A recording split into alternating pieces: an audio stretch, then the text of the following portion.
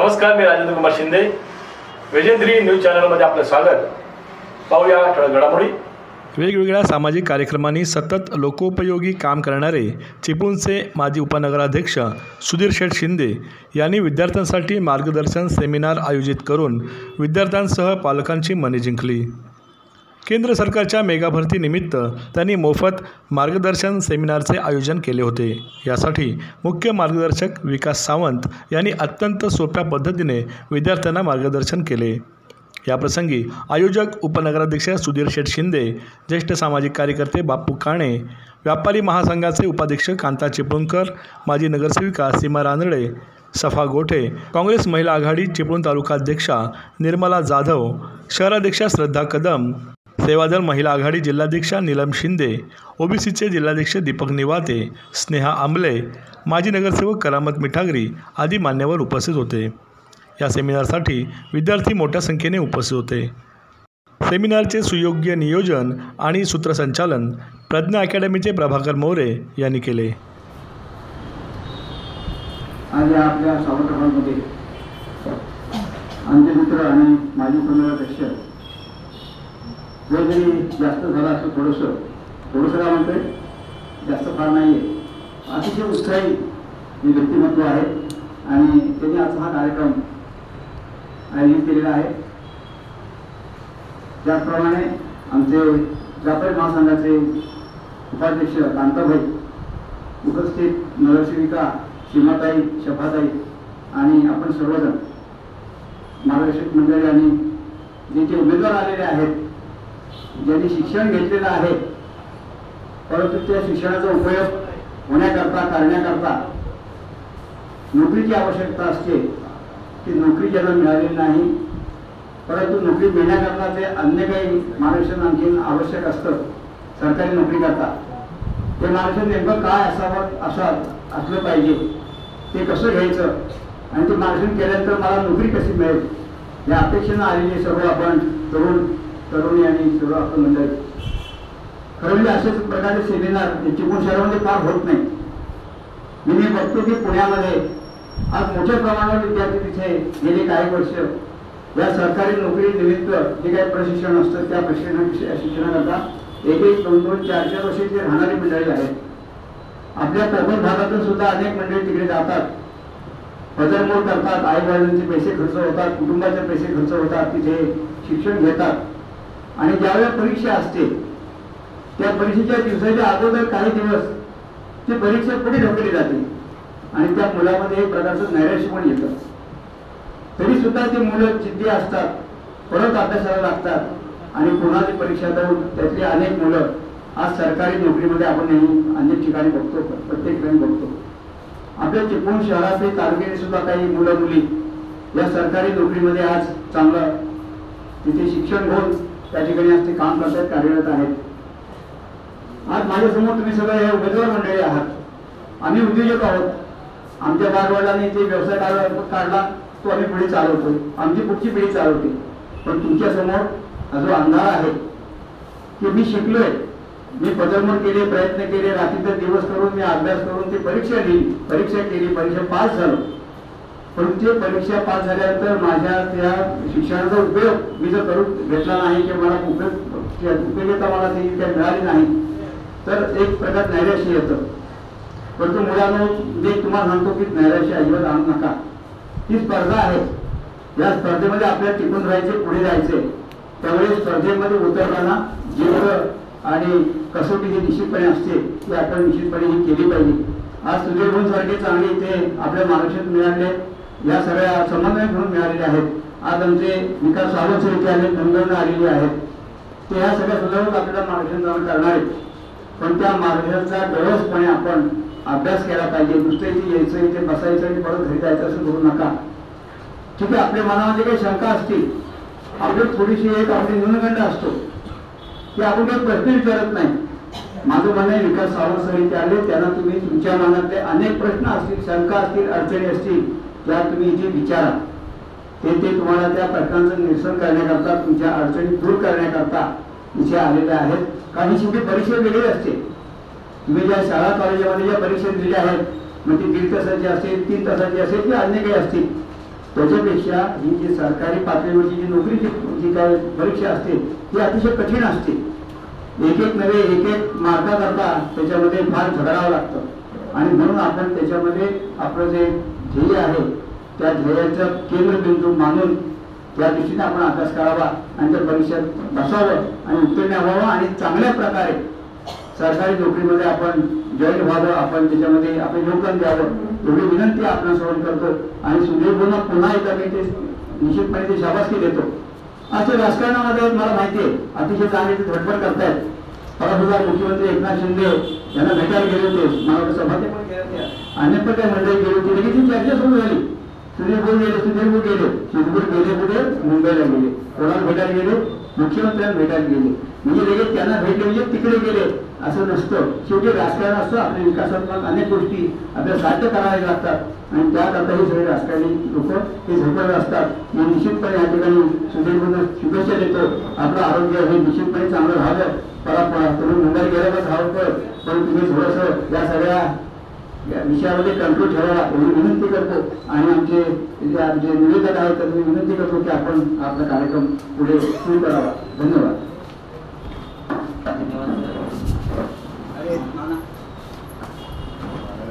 धन्यवाद.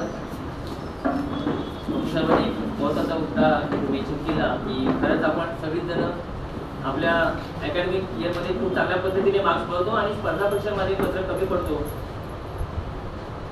आणि त्याच्यासाठी आपण मुंबई पुन्हा गाठत असतो. खरंच जी काही ठराविक मंडळी आहेत ती इथून पुढे जात असतात. पण आज इथे तुम्हाला निश्चित चांगल्या पद्धतीचं मार्गदर्शन घडणार आहे आणि त्याचा आपण सगळेजण लाभ घेणार आहोत. मी विनंती करेन माननीय आपल्या नगरसेविका सीमाताई मॅडम त्यांनी मार्गदर्शन करावं.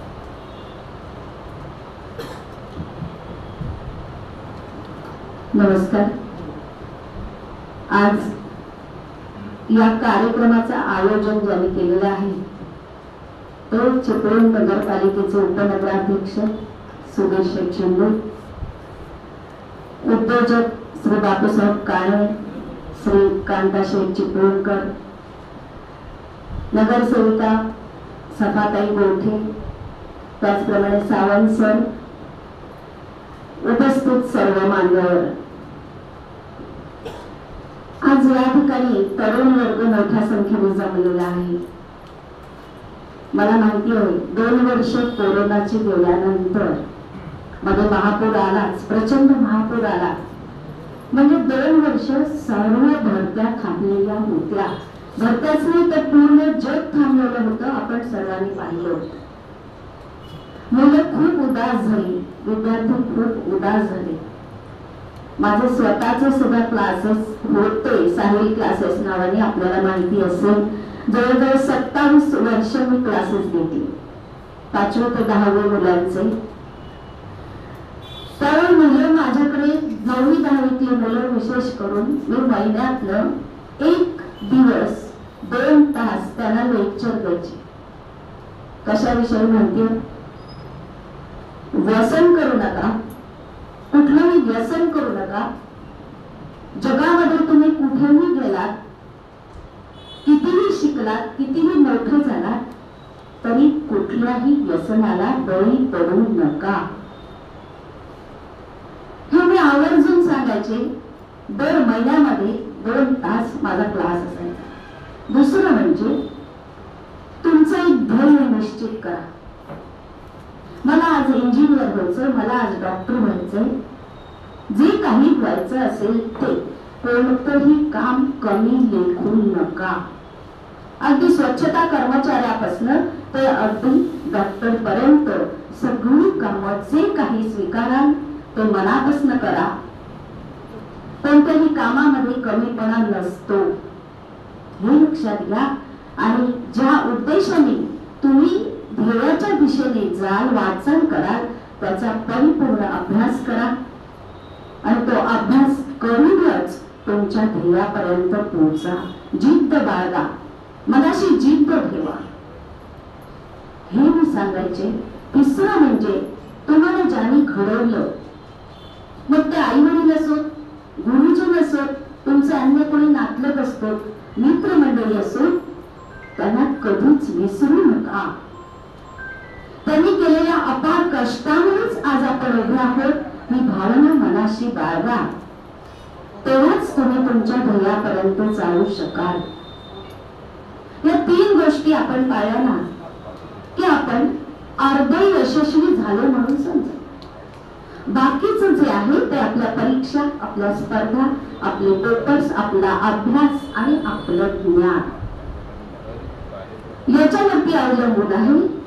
50-50% त्याचं आपण विभाजन केलं की आपण त्यातले 80-90% नक्की यशस्वी होतो. सर म्हणतील आज मुलांसमोर बऱ्याच दिवसांनी मॅडमला बोलायला मिळालंय म्हणून बोलतात, पण थोडस मुलं असली ना की माझ्यात ते उत्स्फूर्तपणे येतच की काही गोष्टी बोलायच्या मुलांसमोर. त्यामुळे आज आपण इथे जे प्रशिक्षण घेणार आहोत त्यातनं तुम्ही सर्वांनी काहीतरी घेऊन जावं. आणि केंद्र सरकारची जी महाभरती आहे त्या महाभरतीसाठी तुम्हाला कन्फ्युजन होतं, गोंधळ होतो की आपण कसं काय आपल्याला तर नोकरी करायची, आपल्याला तर करिअर करायचंय, पण मी कसं काय ही नोकरी मिळवू, कसं मला शक्य आहे, मला अजून तेवढं काही कळत नाहीये. बरोबर आहे, मला सुद्धा कळत नव्हतं. मी जेव्हा तुमच्या वयाची होते मलाही कळत नव्हतं. पण म्हणूनच आज या ठिकाणी आपण मार्गदर्शनासाठी जमलेलो आहोत महाभरतीच्या. तुमच्या मनामध्ये ज्या काही शंका असतील त्या शंका सावंत सर पूर्ण करणारच आहे. शंकेचं निरसन तर होणारच आहे. कोणत्याही गोंधळ मनामध्ये ठेवू नका. भवितव्य तुमचं उज्ज्वल आहे. एक लक्षात घ्या, कोणतीही गोष्ट करायची ना तर परिश्रम करावेच लागतात. तुमचा बॅकग्राऊंड, तुमचा इतिहास कितीही चांगला असू दे, कितीही तुमच्या घरामध्ये श्रीमंती असू दे, कोणालाही कुठल्याही मुलाला किंवा मुलीला परिश्रमाशिवाय पर्याय नाही. श्रम करायला कधीच लाज बाळगू नका, तरच तुम्ही जीवनामध्ये यशस्वी होऊ शकता.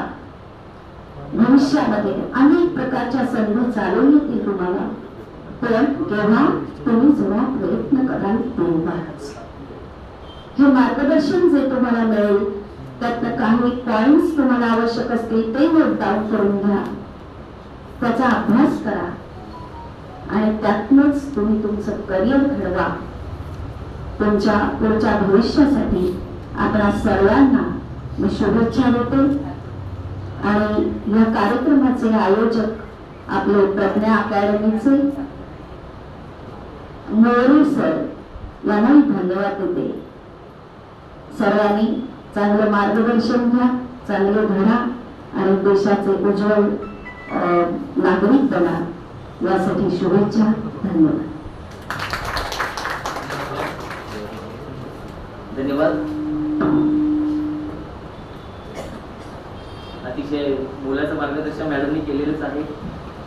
जास्त वेळ घेत आहे. आपले कांदाशे उत्सुक आहेत, त्यांनी सुद्धा 2 मिनिटं मार्गदर्शन करावं मी त्यांना विनंती करतो.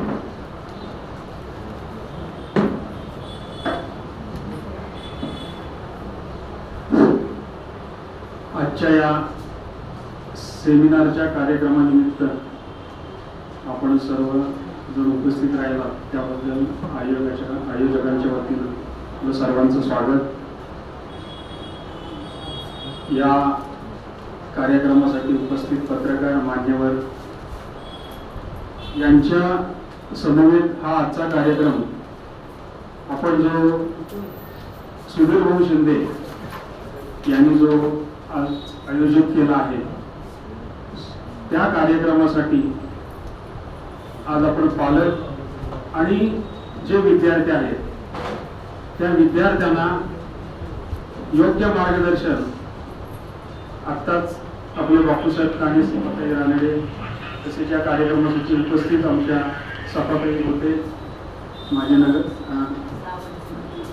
माझे नगरसेविका सीमाताई रानडे आणि या कार्यक्रमाचे मुख्य मार्गदर्शक श्री विकास सावंत सर. त्याचप्रमाणे आमच्या चिपळूण काँग्रेसच्या महिला तालुका अध्यक्षा निर्मलाताई जाधव, शहराध्यक्ष श्रद्धाताई कदम, रत्नागिरी जिल्हा सेवादलाच्या महिला अध्यक्षा ॲडव्होकेट आमच्या शिंदे मॅडम, त्याचबरोबर उपस्थित असलेले सर्व मान्यवर,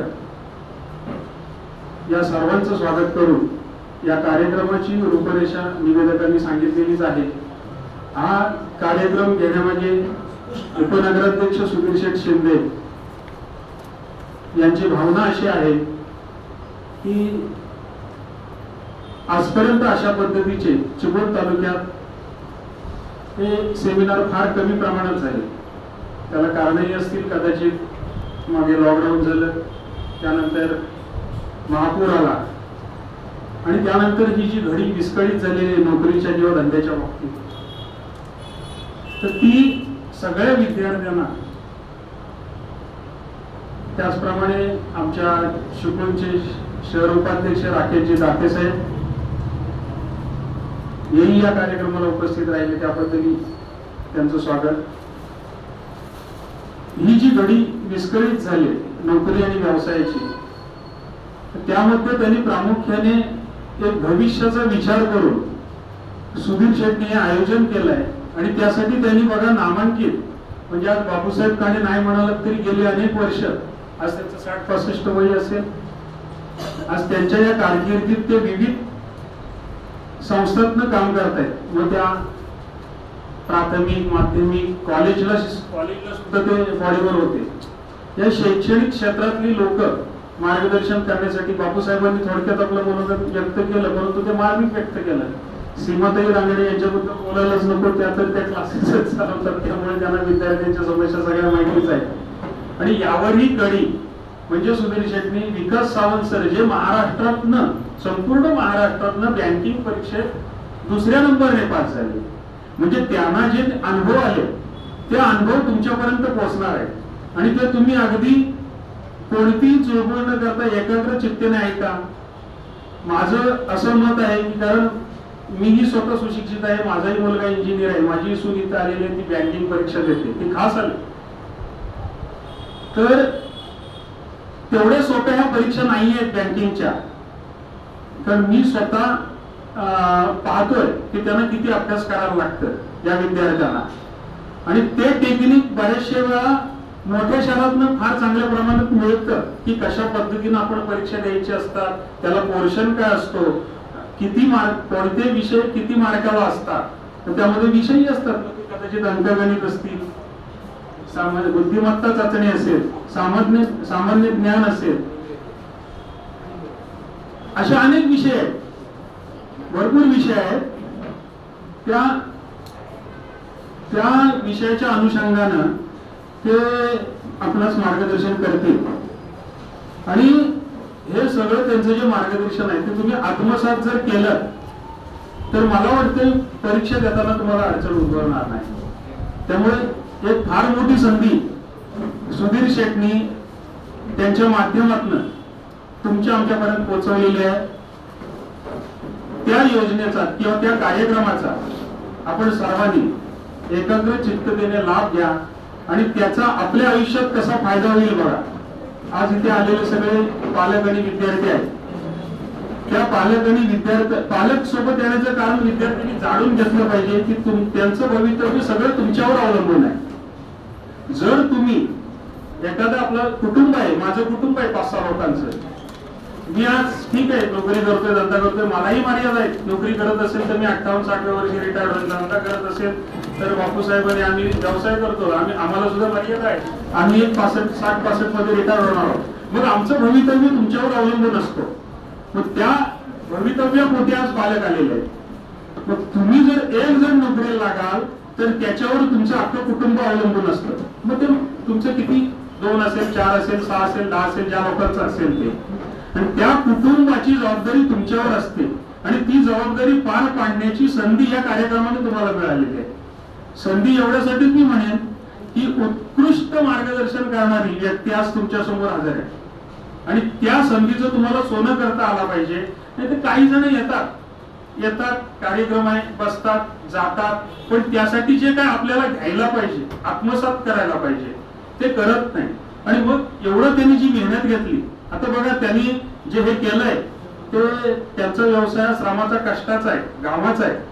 त्या अनुषंगाने त्यांना जनतेबद्दल एक सहानुभूती म्हणण्यापेक्षा एक आतून असं वाटतं की माझ्यामुळे 5-25 घरं त्यांचा संसार जर चालत असेल तर मी ही गोष्ट करायला हवी, आणि त्या उद्देशाने त्यांनी तो आजचा कार्यक्रम आयोजित केलाय. त्यामुळे त्यांना जेवढे आपण धन्यवाद देऊ तेवढे कमी आहेत. आणि त्यांनी जी ही संधी दिली त्या संधीचा आपण सगळ्यांनी पुरेपूर फायदा उचलूया. मला वाटतं आता हे जे जमलेले आपण विद्यार्थी आहोत त्यामध्ये बरेचसे स्पर्धा परीक्षेला बसलेले विद्यार्थी असतील, आहेत ना? परीक्षा देणारे विद्यार्थी आहेत ना, की फक्त 10वी-12वी झालेले आहेत, पदवी झालेली आहे? जरी असले आणि नसले किंवा 10वी-12वी पदवी झालेले असले तरी तुम्हाला कोणत्या मार्गाने जायचंय त्याचं योग्य मार्गदर्शन आज विकास सावंत सर आमच्यापेक्षा जास्त पद्धतीने करतील, कारण ते त्यातले मास्टर आहेत. त्यामुळे ते जे सांगतील ते पुरेपूर लक्षात घ्या तुम्ही. आता बघा परांजपे हायस्कूलचे 10वीचे विद्यार्थी सुद्धा आले, त्यांनाही आज ताबडतोब समजल्यानंतर, त्यांना कालचा कार्यक्रम माहिती होता, ते काल येऊन परत गेले, त्यांनाही समजल्यानंतर ते विद्यार्थी आता इथे आले. म्हणजे आज प्रत्येकाला नोकरीची गरज आहे, आणि गरज एवढ्यासाठीच आहे की त्या गरजेनं नोकरीमुळे तुमचं कुटुंब किंवा तुम्ही स्वतः हे स्थिरस्थावर होणार, आणि त्यासाठी आजचा कार्यक्रम आपण आयोजित केलाय. तर या कार्यक्रमाचा आपण पुरेपूर लाभ घ्यावा. आणि जर तुम्ही असे शांत न बसता विकास सावंत सरांचं ज्यावेळी भाषण होईल त्यानंतर जर का तुमच्या शंका असतील, आता बापूसाहेबांनी तुम्हाला सांगितलं की तुम्ही पुढे जायचं असेल तर तुम्हाला बोलायला पाहिजे. तुमच्या मनातल्या शंका त्या क्षेत्रातल्या माणसासमोरच तुम्हाला मांडायला पाहिजे. आता तुम्ही जे आलात, ज्या कार्यक्रमासाठी आलात, त्यातल्या शंका असतील तर तुम्ही रस्त्यावरच्या माणसाला नाही विचारू शकत, तर त्या क्षेत्रातल्या मास्टरलाच विचारलं पाहिजे. तर त्यामुळे तुमच्या जर काही शंका असतील तर त्या शंका तुम्ही विकास सावंत सरांजवळ मनमोकळेपणाने मांडा, जेणेकरून त्याचा फायदा तुम्हाला स्पर्धा परीक्षेला होईल. कारण ज्या पद्धतीने आपण परीक्षा देतो ती आपली पद्धत ठरलेली असते. कोकणामध्ये अभ्यास करणं, पुस्तकं वाचणं, पेपरला जाणं, जो पोर्शन आहे त्या पोर्शनच्या अनुषंगाने अभ्यास करणं आणि पेपर लिहिणं. पण पेपर लिहिताना सुद्धा टेक्निक असतं सावंत सर, बरोबर ना? पेपर लिहिताना सुद्धा टेक्निक असतं की पेपर कशा पद्धतीनं सोडवावा. त्या टेक्निकची जर का तुम्हाला माहिती मिळाली तर त्याचा उपयोग तुम्ही त्या स्पर्धा परीक्षेत श्रेणीमध्ये या. आणि आता नुसती स्पर्धा परीक्षा देऊन उपयोग नाही आहे, तुम्हाला श्रेणी द्यावं लागतं. त्या श्रेणी बँकिंगच्या माझ्या माहितीप्रमाणे काहीतरी 1-2 परीक्षा अशी पद्धत आहे, 2 परीक्षा असतात, बरोबर ना? एक सेमिस्टर असते, फायनल असते, प्रिलिम फायनल अशा पद्धतीची असते. फक्त तुम्ही पहिली परीक्षा पास होऊन उपयोग नाही, तर ती दुसरी परीक्षाही पास व्हायला लागते. पहिली परीक्षा साधारण सोपी असेल, सोपी नसतेच. बँकिंगचा अभ्यासक्रम हा तसा सोपा राहिलेला नाहीये, अजिबात सोपा राहिलेला नाही. माझी सून आहे ती 1-2 मार्कासाठी सुद्धा दुसऱ्या फायनल परीक्षेला गेलेली. एवढा सोपा तो अभ्यास राहिलेला नाहीये. तर त्याच्यासाठी तुम्हाला फार मेहनत घ्यावी लागणार आहे. आणि ती पहिली परीक्षा जरी थोडी बहुत सोपी असली तरी दुसरी फायनलची जी परीक्षा असते ती फार टफ असते, आणि ती सोडवताना कदाचित तुम्हाला टाइम सुद्धा पुरणार नाही. तर त्याचं मार्गदर्शन सावंत सर करतील. कशा पद्धतीनं तुम्ही पेपर सोडवायचे असतात, कशा पद्धतीनं कुठल्या विषयाला तुम्हाला किती वेळ घ्यावा लागतो, कुठल्या विषयाला किती मार्क असतात, त्या बाबतीत ते मास्टर आहेत, ते तुम्हाला माझ्यापेक्षा चांगल्या पद्धतीने मार्गदर्शन करतील. तर ते सगळं हे आपल्याला आयतं चालून आलेलं आहे. सुधीर शेठच्या माध्यमातून तुमच्यापर्यंत हे आयतं चालून आलेलं आहे. तर त्या संधीचा तुम्ही एक सुवर्णयोग म्हणायला हरकत नाही, त्या संधीचा तुम्ही एक लाभ घ्या, हीच मी तुम्हाला एक विनंती करतो आणि माझे 2 शब्द पूर्ण करतो. जय हिंद, जय महाराष्ट्र. धन्यवाद सर. आपण मुख्य कार्यक्रमाकडे वळण्यापूर्वी मी तुमची विनंती करेन की आपल्या या मधल्या मुलांनी जर थोड्याशा पुढच्या पुढे घ्या, की त्या मुलींना बसता येईल. थोडंसं पुढे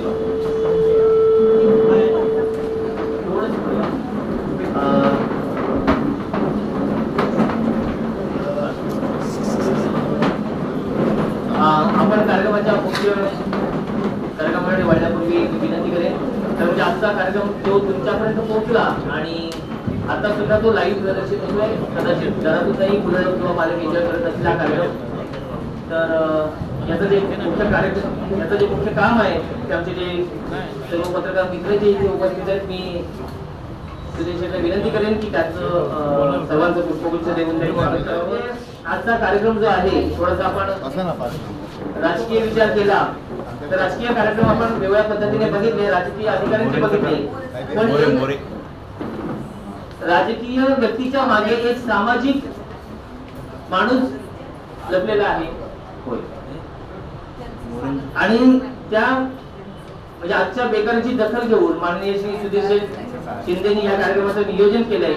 तर आपली सगळ्यांची एक जबाबदारी आहे की त्यांचं सुद्धा आपण स्वागत करणं फार गरजेचं आहे, म्हणजे त्यांचा आपलं धन्यवाद देणं गरजेचं आहे. तर मी कांताशेठना विनंती करेन की त्यांनी पुष्पगुच्छ आमच्या सुधीर शेठला द्यावं आणि एकदा जोरदार टाळ्यांनी सर्वांनी त्यांचं धन्यवाद द्यावं.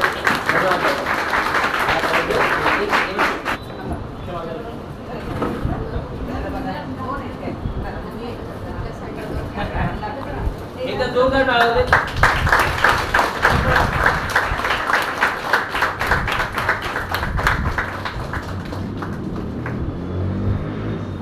कारण प्रत्येक पालक आपल्या मुलासाठी खर्च करत असतो, पण आज स्वतःच्या खिशातले खर्च करून दुसऱ्यांसाठी म्हणजे आपल्या सर्वांसाठी खर्च करून आजच्या कार्यक्रमाचं आयोजन सुधीर केलेलं आहे. त्यामुळे त्यांचं हे कौतुक होणं फार गरजेचं आहे. सावंत सरांची ओळख करून देणारच आहे, पण सावंत सरांचं स्वागत करतायत सुधीर शिंदे. एकदा जोरदार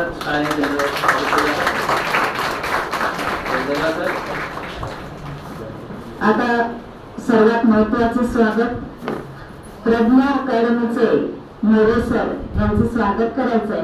त्यांचं मला वाटतं ट्रेनिंग सेंटर आहे बहादूर शेख नागव्याच्या त्या वांगडे इमारतीमध्ये त्यांचं ट्रेनिंग सेंटर आहे. तर त्यांचं स्वागत करतात सुधीर शेठ शिंदे.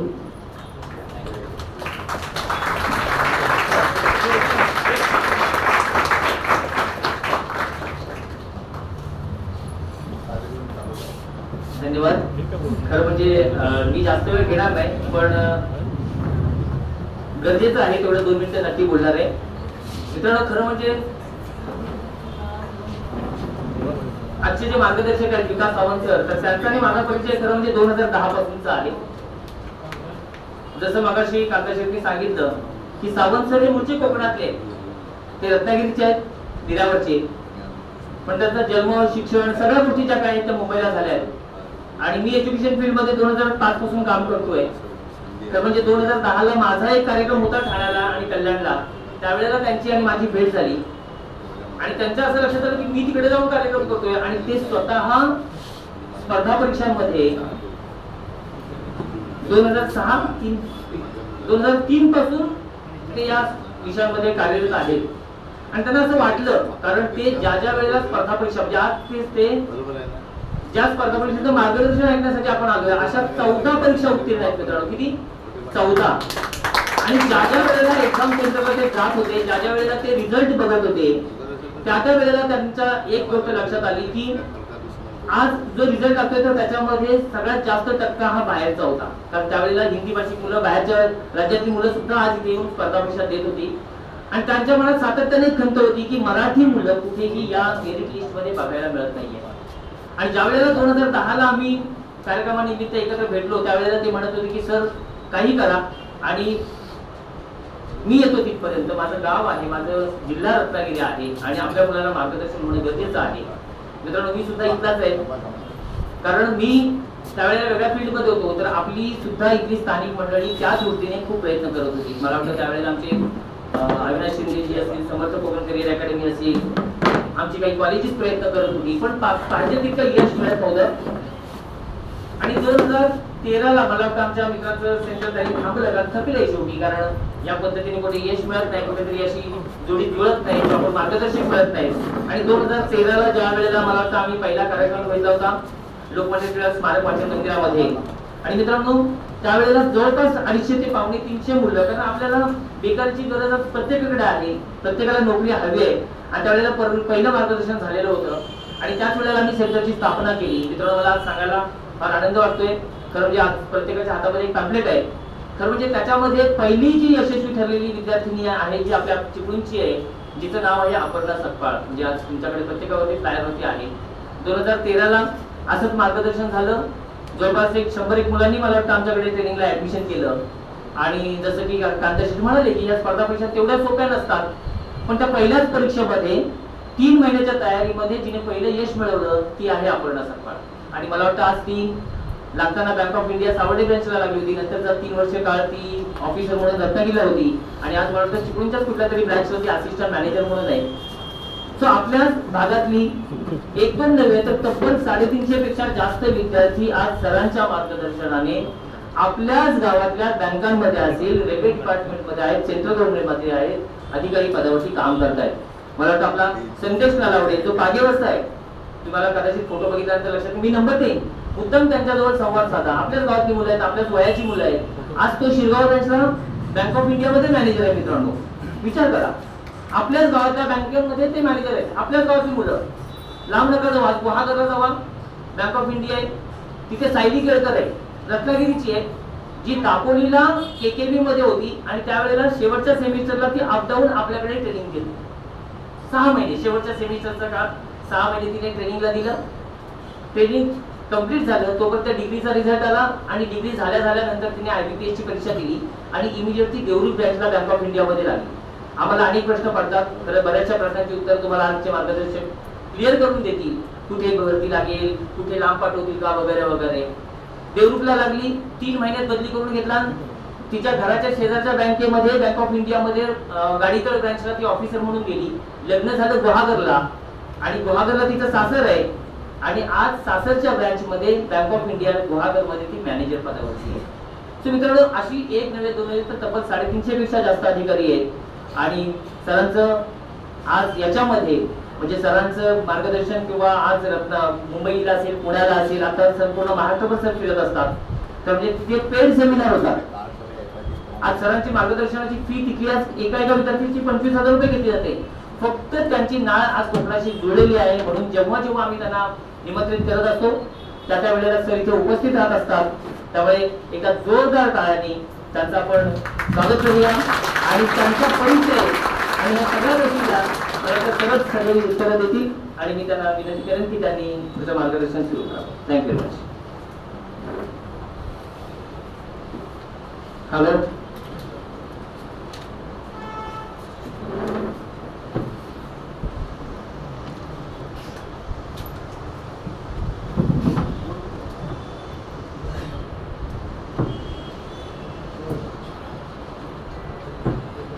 Good morning. जोरात पाहिजे. Good morning. मी सर्वप्रथम सुधीर शेठ यांना खरं धन्यवाद देऊ इच्छितो की त्यांनी आज आपल्या भागातल्या विद्यार्थ्यांसाठी भव्य दिव्य कार्यक्रम आयोजित केला आणि त्यासाठी शेठसाठी जोरदार टाळ्या होऊन जाऊ द्या. नंतर मी त्यांना सांगणार आहे पुढचे काय काय कार्यक्रम आपण आयोजित करू शकतो. मी जसं मोरे सरांनी सांगितलं, मूळचा रत्नागिरीचा, 2003चा BSc pass out from Somaiya college Mumbai, 2005 MBA from Pune आणि 2003 पासून म्हणजे आज 2022 संपत आलं, मला ऑलमोस्ट 18 वर्ष कंप्लीट झाली या फील्डमध्ये विद्यार्थ्यांना मार्गदर्शन करतोय. साधारणतः 15.5 लाख विद्यार्थ्यांना मी मार्गदर्शन केलेलं आहे आणि आतापर्यंत 6,700 पेक्षा जास्त विद्यार्थी आज वेगवेगळ्या गव्हर्नमेंटच्या डिपार्टमेंटला कामाला आहेत. माझा मूळ मुद्दा आहे की ज्यावेळी 2003ला ज्यावेळी BSc पास आउट झालो आणि केमिकल इंडस्ट्रीमध्ये न जाता स्पर्धा परीक्षांची तयारी करायला चालू केली, कारण MBA एंट्रन्स जी असते त्याच्यामध्ये हेच विषय नॉर्मली स्पर्धा परीक्षांना असतात. तयारी करत असताना आजचा जो काळ आहे त्या मानाने त्यावेळी टाइम अजून कमी होता आणि नंबर ऑफ क्वेश्चन जास्त होते. त्यावेळी फक्त परीक्षा 1 व्हायची आणि इंटरव्ह्यू होत होता. आता परीक्षा 2 झाले, इंटरव्ह्यू कॅन्सल केलेला आहे. आता जी भरती निघालेली आहे ती आहे केंद्र खात्याची भरती आणि दुसरी एक भरती असते ती म्हणजे IBPS मार्फत जी भरती असते ती म्हणजे बँकिंगची भरती. या दोन्ही एक्झाम्स मध्ये भरपूर डिफरन्स आहे आणि जर तुम्ही मला पर्सनली विचारलं IBPS ची एक्झाम सोपी का स्टाफ सिलेक्शन कमिशन एक्झाम सोपी, तर मी नेहमी सांगेल की स्टाफ सिलेक्शन कमिशनची एक्झाम ही सगळ्यात सोपी असते, जी तुम्ही फक्त एक प्रामाणिकपणे जर अभ्यास केला आणि जे मी सांगेल ते जर तुम्ही फॉलो केलं तर 3 महिन्यामध्ये निकाल तुमच्या हातामध्ये लागतो आणि जे मी मागचे 18 वर्ष प्रूव्ह केलेलं आहे. 4 परीक्षांमध्ये मला अपयश मिळालं होतं. 2003 ते 2005 मी 4 एक्झाम बँकिंगच्या देत होतो. त्यावेळी दर बँकेच्या परीक्षा निघायच्या. त्यावेळी IBPS नावाचं बोर्ड नव्हतं. त्यावेळी बँक ऑफ बरोडाची सेपरेट निघायची, देना बँकेची सेपरेट निघत होती. आणि या 4 परीक्षा दिल्याच्या नंतर मला प्रत्येक एक्झामला अपयश मिळालं. आणि म्हणून शाळेमध्ये बघा लिहिलेलं असतं, अपयश ही यशाची पहिली पायरी असते. मी तिथे खचलो नाही. नॉर्मली मराठी मुलं काय करतात की साधारणतः ज्यावेळी भरतीसाठी फॉर्म भरतात तर फॉर्म भरणं हे सगळ्यात सोपं काम आहे. पण त्याच्यानंतर त्याच्या मागे जो पाठलाग करणं परीक्षेचा की 3-3.5 महिने ह्याला अभ्यासक्रम काय आहे, कोणत्या ट्रिक्स आणि टेक्निक्स आहेत, कोणते प्रश्न महत्वाचे आहेत, कोणते विषय केले पाहिजे, कोणते टॉपिक मी सोडून दिले पाहिजे, ह्या एक्झाम्सला निगेटिव्ह मार्किंग आहे किंवा नाही, ह्या सगळ्या विषयांवरती आपल्याला भर देणं फार गरजेचं आहे. आणि जे आपण करत नाही आणि फॉर्म भरून दिल्याच्या नंतर ज्यावेळी हॉल तिकीट हातामध्ये येतं आणि मग आपली धावपळ चालू होते की कुठेतरी मग स्टँडवर जावा, बुक स्टॉलला जावा आणि मग पुस्तक विकत घ्या आणि मग तयारी चालू करा. आणि हे असंच मी त्यावेळी 2003 साली BSc झाल्यावर करत होतो. तब्बल 4 एक्झाम दिल्या, 4ही एक्झाम मध्ये यश आलं नाही. पण ज्यावेळी रिझल्ट हातामध्ये यायचा, जसं मोरे सरांनी सांगितलं की 90% मुलं ही आमच्या वेळी बाहेरून यायची आणि म्हणजे सिंग, वर्मा, शर्मा यांची नावं असायची. म्हटलं तर ही मुलं जर पास होऊ शकतात तर आपण तर आपलं एज्युकेशनही चांगलं आहे, आपला रिझल्ट ह्याच्यामध्ये काय येतं नाही. आणि मग लोड बरेला एक क्लास होता आणि जो म्हणजे माझ्या मामाचाच मुलगा घ्यायचा आणि आज तो बँक ऑफ बरोडामध्ये चांगला झोनल इन्चार्ज पदावरती आहे. त्याची मिसेस सुद्धा बँक ऑफ बरोडामध्ये आहे. दोघे इंजिनियर आहेत आणि बँकिंगकडे वळाले. आणि त्यावेळी ते महिंद्रा कंपनी जी आताची नावाजलेली कंपनी, त्या कंपनीमध्ये ते कामाला होते. पण त्यांनी त्यावेळी राजीनामा दिला आणि संस्था चालू केली आणि ती संस्था नंतर BSc नंतर मी सांभाळायला लागलो. आणि मग मी त्याच्याच अंडरमध्ये गायडन्स घेत गेलो. आणि मग या 4 एक्झाम्सला मला जे अनुभव आले होते अपयशाचे, आणि मग मी एक्झामची तयारी करताना मला एक्झॅक्टली कळलं की निगेटिव्ह मार्किंग काय असते, कोणते प्रश्न केले पाहिजेत, कोणते टॉपिक सोडून दिले पाहिजेत. जर समजा तुम्ही आता एखादं जर मॅथ्सचं बुक घेतलं त्याच्यामध्ये साधारणतः 22 ते 23 चॅप्टर असतात. मग ह्या स्पर्धा परीक्षांना बँकिंगच्या की SSCच्या 22 चॅप्टर केले पाहिजेत का फक्त 4 चॅप्टर करून पण तुमचा निकाल लागू शकतो, ह्याच्यावरती ज्यावेळी अनालिसिस चालू केलं आणि मग कोणत्या प्रश्नाला किती वेळ द्यायला पाहिजे. आणि मग बघता बघता 2005 ते 2010 मी तब्बल 14 परीक्षा दिल्या. 14च्या 14 एक्झाम क्रॅक केले आणि 2010च्या बँकिंग परीक्षेमध्ये 6.5 लाख विद्यार्थ्यांमधून पूर्ण महाराष्ट्रामध्ये सेकंड रँक आलो. मी तिथेच थांबलो नाही. मी पहिलं सेक्टर जे निवडलं की ज्यावेळी रत्नागिरीचा होतो, मूळचा होतो, आपल्या भागातल्या विद्यार्थ्यांना गायडन्स करणं फार गरजेचं होतं. मुंबई सारख्या ठिकाणी ज्यावेळी ही प्रिपरेशन करायचं त्यावेळी 2च संस्था होत्या. एक म्हणजे NSB, जे आपले एकनाथ ठाकूर जे पहिले SBI झाले आणि मग त्यांनी NSB चालू केली, नॅशनल स्कूल ऑफ बँकिंग. आणि माझ्या भावाची इन्स्टिट्यूट होती. आणि नंतर गायडन्स काही मिळत होता. बरीच मुलं खोपोली, कर्जतवरून मुंबईला येत होती, अलिबागवरून मुंबईला येत होती. पण मी पहिलं सेक्टर जे निवडलं ते म्हणजे खोपोली. आणि मी खोपोलीमध्ये मुलांना गायडन्स द्यायला चालू केलं. माझ्याकडे स्टार्टिंगला एक काहीतरी 22 का 23 मुलांनी ऍडमिशन घेतलं आणि मी दर रविवारी ठाण्यावरून खोपोलीला जायचो, मुलांना गायडन्स द्यायचो. रविवार 4-5 तास क्लास घ्यायचो. पहिल्याच बॅच मधनं खोपोलीच्या मी 4 विद्यार्थ्यांना स्टेट बँकेत पाठवलं. 4 विद्यार्थी स्टेट बँकेत गेले ज्यांनी नोकरी मिळेल असा कधीही विचार केला होता. फक्त त्यांना जे गायडन्स दिलं, ज्या ट्रिक्स टेक्निक्स मी अंमलामध्ये आणल्या, ज्या अवगत केल्या त्या त्यांना टीच केल्या. आणि जो पहिला मुलगा जो निघाला खोपोलीतून तो म्हणजे दीपक मिश्रा, जो स्टेट बँक ऑफ इंडियामध्ये आहे. त्याच्यानंतर दुसरी मुलगी निघाली ती म्हणजे भाविका शाह, ती स्टेट बँकेत आहे. तिसरी मुलगी निघाली ती म्हणजे श्रद्धा नाईक, ती स्टेट बँकेत आहे. आणि चौथी जी मुलगी निघाली ती आता जबीन खान, ती मुरुडच्या ब्रांचला स्टेट बँकमध्ये आहे. आणि ह्यांना जर मी आता अलिबागमध्ये जेव्हा गेल्यावरती भेटतो तर त्यांचं जे आयुष्य चालू आहे ना, लॅविश लाईफ. लॅविश म्हणजे काय की ज्यांना नॉर्मली एक माणसाला काय पाहिजे असतं, साधारणतः एक घर, एक गाडी आणि व्यवस्थित सेटल. आणि दर महिन्याला अकाउंटला 50 ते 60 हजार जर पडले आणि जर कोणत्याही प्रकारचं लोन असेल तर ते 50 ते 60 हजार पण भरपूर झाले. कारण मला माहितीये मी कोविडमध्ये 5,000 मध्ये घर चालवलेलं आहे. बरोबर आहे की नाही? कारण कोरोना काळामध्ये सगळ्यात जास्त इफेक्ट जो पडला तो म्हणजे एज्युकेशन इंडस्ट्रीला पडलेला आहे. एज्युकेशन इंडस्ट्री कम्प्लिटली बंद झालेली होती आणि त्या काळामध्ये प्रायव्हेट मध्ये काम करणाऱ्या बहुतांश लोकांच्या नोकऱ्या गेलेल्या होत्या. अमेरिकेमध्ये काम करणाऱ्या, भारतामध्ये काम करणाऱ्या, कॅपजेमिनी सारख्या टॉप कंपनी, इन्फोसिस सारख्या टॉप कंपनी, ट्विटर सारख्या टॉप कंपनीनी लोकांना कामावरून काढलं. ज्यांना 5-5 लाख पगार होते त्यांचे पगार स्ट्रेटअवे 1 लाखावरती आले. आणि अशा बहुतांश विद्यार्थ्यांनी त्या काळामध्ये सुसाईड केलेले आहे. पण हीच इंडस्ट्री जी आहे ज्यासाठी आज आपण इथे जमलो आहोत, स्पेशली बँकिंग आणि आपलं ही SSC या दोन इंडस्ट्रीमध्ये काम करणाऱ्या बहुतांश लोकांच्या नोकऱ्या तर केल्याच नाहीत, पण त्यांचे पगार ही सुद्धा वाढवण्यात आलेले आहेत. कोणालाही कामावरून काढलेलं नाहीये. प्रायव्हेटमध्ये आज टार्गेट आहे, टार्गेट असेल अचीव करा, इन्सेंटिव्ह आहे, फील्डवर जावा, क्रेडिट कार्ड असेल, काही असेल ते विका. जर केलं तर तुम्हाला अचिव्हमेंट आहे, तरच सॅलरी आहे, तरच इन्सेंटिव्ह आहे, अदरवाईज नाहीये. पण ज्या ज्या विद्यार्थ्यांना मागच्या 18 वर्षापर्यंत मी गायडन्स केलं, आज प्रत्येक विद्यार्थी चांगल्या पदावरती आहे. IDBI मध्ये काम करणारा, त्याच्या अगोदर माझ्याकडे आलेला विद्यार्थी MPSC ची तयारी करत होता सातत्याने 2 वर्ष, पण यशस्वी होत नव्हता. मग त्याने माझा सेमिनार अटेंड केला, त्याला आवडला अलिबागमध्ये, त्याचं नाव अमित कांबळे. आणि आज बघता बघता बघा, मागच्या 7 वर्षामध्ये त्याने पहिली एक्झाम दिली IDBI, दुसऱ्या अटेम्प्टला तो एक्झाम क्लिअर झाला. आज IDBIच्या अलिबाग ब्रांचचा, ज्या बँकेचा वर्षाचा टर्नओव्हर 200 करोड आहे, तो त्या बँकेचा ब्रांच मॅनेजर. फक्त एका ब्रांचचा सांगतोय, रायगड जिल्ह्यामध्ये अशा IDBIच्या 38 शाखा आहेत आणि त्याच्यातला एका ब्रांचचा टर्नओव्हर 200 करोड आहे आणि त्या ब्रांचचा तो ब्रांच मॅनेजर आहे आणि त्याचा पगार आजच्या घडीला $2.25 लाख आहे. विचार करा विद्यार्थी मित्रांनो, की जो MSc केल्याच्या नंतर इस्पात कंपनीमध्ये 10 ते 12 हजार पगारावरती काम करणारा अमित कांबळे, त्याला मला वाटतं सर स्वतः भेटलेले आहेत, माझ्यापेक्षा वयाने मोठा, पण त्याचं करिअर मी घडवलं. आणि सरांना माहिती आहे, तो कुठेही जात असलो, कुठेही चालत असलो तरी पायाला हात स्पर्श केल्याशिवाय तो पुढे जात नाही. कारण त्याचं तेवढंच म्हणणं आहे की सर, मी कधीही विचार केला नव्हता की मी ह्या पदापर्यंत जाईल, पण आज तुमच्यामुळे माझा कोल्हापूरला बंगला झाला, तुमच्यामुळे माझ्या 2 4 व्हीलर झाल्या, माझं अलिबाग मध्ये आज घर झालं आणि मला आज कोविड सारख्या ठिकाणी माझ्या मित्रांच्या नोकऱ्या गेल्या प्रायव्हेट मधल्या, पण माझी नोकरी आजही शाबूत आहे. कुठल्याही प्रकारचं टार्गेट नाहीये, प्रेशर नाहीये आणि मी आज माझं आयुष्य लॅविशपणे जगतोय, फक्त आणि फक्त विकास सावंतमुळे. आणि हे मी फक्त अमित कांबळे नेता, असे मी हजारो अमित कांबळे घडवले. पण एकच आहे की ह्या प्रत्येकांमध्ये जिद्द होती, काहीतरी करण्याची इच्छा होती. त्यांना गायडन्स करण्याचं काम मी सातत्याने आज 18 वर्ष करतोय. आणि मी का करू शकलो? कारण मला पहिल्या 4 परीक्षेला अपयश आलं, मी तिथे खचलो नाही.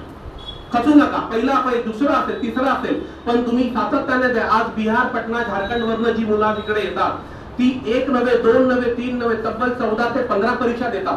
पण जोपर्यंत यश मिळत नाही तोपर्यंत त्याचा पिछा पाठलाग सोडत नाही. ही जिद्द आपण जर अंमलात आणली तर विद्यार्थी मित्र, परीक्षा काही कठीण नाहीये. मी 4 परीक्षा तरी झालेले विद्यार्थी.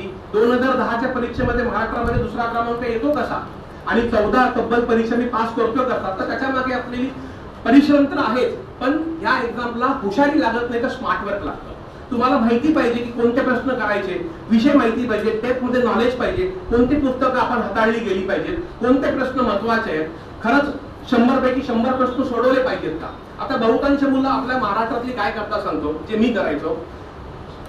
हॉल तिकीट आला घरी, त्यावेळी पोस्टमन घरी घेऊन येत होता हॉल तिकीट. फॉर्म पण आम्ही ते टाकायचो पोस्टामध्ये डब्यात आणि मग पोस्टमन आम्हाला घरी हॉल तिकीट, आई सांगायचे अरे कुठलं तरी लेटर आलंय, बघायचो अरे हा, अरे रेल्वेचा फॉर्म आलाय, बँकेचा फॉर्म आलाय. मग आम्ही त्यावेळी तयारी चालू करायचो.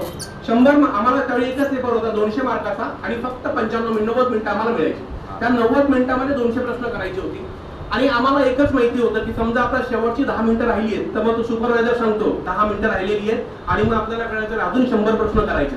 मग मोरे सर नेहमी सांगायची चला मजाही मातादी करा. मग आम्ही काय करायचो, ती गोल असायचे ना, मग हा भरा आणि असे भरत आम्ही पूर्ण 100 प्रश्न भरायचो. आणि नंतर मग रिझल्ट आल्यावरती कळलं तर ह्याला तर निगेटिव्ह मार्किंग होती. म्हणजे तुम्हाला प्रत्येक एक्झामला निगेटिव्ह मार्किंग असते. मग खरंच सगळे 200 प्रश्न केले पाहिजेत का? मग आपण किती केले तर निकाल लागू शकतो? एवढा अनालिसिस झालं. मग समजा आता 20 टॉपिक आहे तर खरंच 20 केले पाहिजेत का? मग का 5 मध्ये पण तुमचा निकाल लागू शकतो? आणि मग फायनली मी ह्या कन्क्लुजनला पोहोचलो की तुम्ही मोजून फक्त 3 विषय आहेत IBPSच्या पहिल्या परीक्षेला आणि आता जी भरती त्याला 4 विषय आहेत. तुम्ही मोजून जर 13-14 जरी चॅप्टर केले तरी तुमची पहिली परीक्षा पास होते. कारण तुम्हाला दुसऱ्या परीक्षेला जाण्यासाठी पहिली परीक्षा पास करणं कंपल्सरी आहे. जोपर्यंत तुमची पहिली परीक्षा पास होत नाही तोपर्यंत तुम्ही दुसरी परीक्षा जाऊ शकत नाही. म्हणजे माझी पहिलीच परीक्षा निघत नाही आणि मी दुसऱ्या परीक्षेचा विचार करतो, काहीच उपयोग नाहीये. कारण दुसऱ्या परीक्षेचा विचार कधी चालू व्हायला पाहिजे, ज्यावेळी तुम्ही पहिली परीक्षा काढण्याच्या त्या लेवलला पोहोचला पाहिजे. आणि पहिली परीक्षा आणि दुसऱ्या परीक्षेचा डिफरन्स काय आहे? डिफरन्स काहीच नाहीये, फक्त लेवल ऑफ क्वेश्चन्स वाढलेले आहेत. म्हणजे इथे समजा 100 असतील, दुसऱ्या परीक्षेला 200 असणार. वेळ वाढलेला आहे, बाकी काही नाहीये. तेच विषय दुसऱ्या परीक्षेला आहे. परीक्षा फार सोपी आहे. आता जी भरती निघालेली आहे केंद्र खात्याची, ज्याला साधारणतः 4500 जागा आहेत. किती जण 12वी पास दहा भरती करा मुलांमध्ये, ज्यांना आता जे नॉर्मली नोकरीसाठी आलेले आहेत. 12वी पास, कमीत कमी 12वी पास, पर्सेंटेजची अट आणि बघा हात आपलेच आहेत, वरती करायला काही हरकत नाहीये. आणि दुसऱ्याने केलं म्हणून आपण केलं पाहिजे असाही विचार करू नका. येस बघा, म्हणजे ऑलमोस्ट सगळेजण 12वी पास आहेत. आता किती जणांना केंद्र खात्यात जायचं त्यांनी हात वरती करा. बघा इच्छा भाऊ किती जणांची, केंद्र खात्यामध्ये किती जणांना नोकरी करायची आहे? ठीक आहे, काही प्रॉब्लेम नाहीये. आता तिसरा विषय बघा याच्यामध्ये काय आहे सगळ्यात महत्वाचं, की ह्या एक्झामला 12वीच्या पास वरती बघा विद्यार्थी मित्र, आज मुंबई सारख्या ठिकाणी मी इंजिनियर MBA म्हणजे टॉपमोस्ट इन्स्टिट्यूट जी आहे जमनालाल बजाज, तिथनं MBA केलेल्या विद्यार्थ्याला जे HDFC मध्ये 8.5 ते 9 लाखाचा पॅकेज मिळतो, तो 3 महिने खुश असतो. मग ज्यावेळेस टार्गेट अचीव होत नाही आणि मग त्याला सांगतात बाबा तू फील्डवर जा, वीक हे जा, आणि मग अचीव होत नाही, मग तो काय करतो, नोकरी सोडून देतो. पण ह्याच पोझिशनला जर तुम्ही उलट दिशेने तयारी करता, स्पर्धा परीक्षेकडे येता, तर एक 3 ते 4 महिने जर कसून सराव केला तर आयुष्याची पुढचे 40 वर्ष आरामात निघतात. आणि म्हणून कोणीतरी सांगितलंय की पहिली 5 वर्ष खूप मेहनत करा आणि पुढची 50 वर्ष आरामात काढा, नाहीतर पहिली 5 वर्ष काय करा, आराम करा आणि पुढची 50 वर्ष मेहनत करा.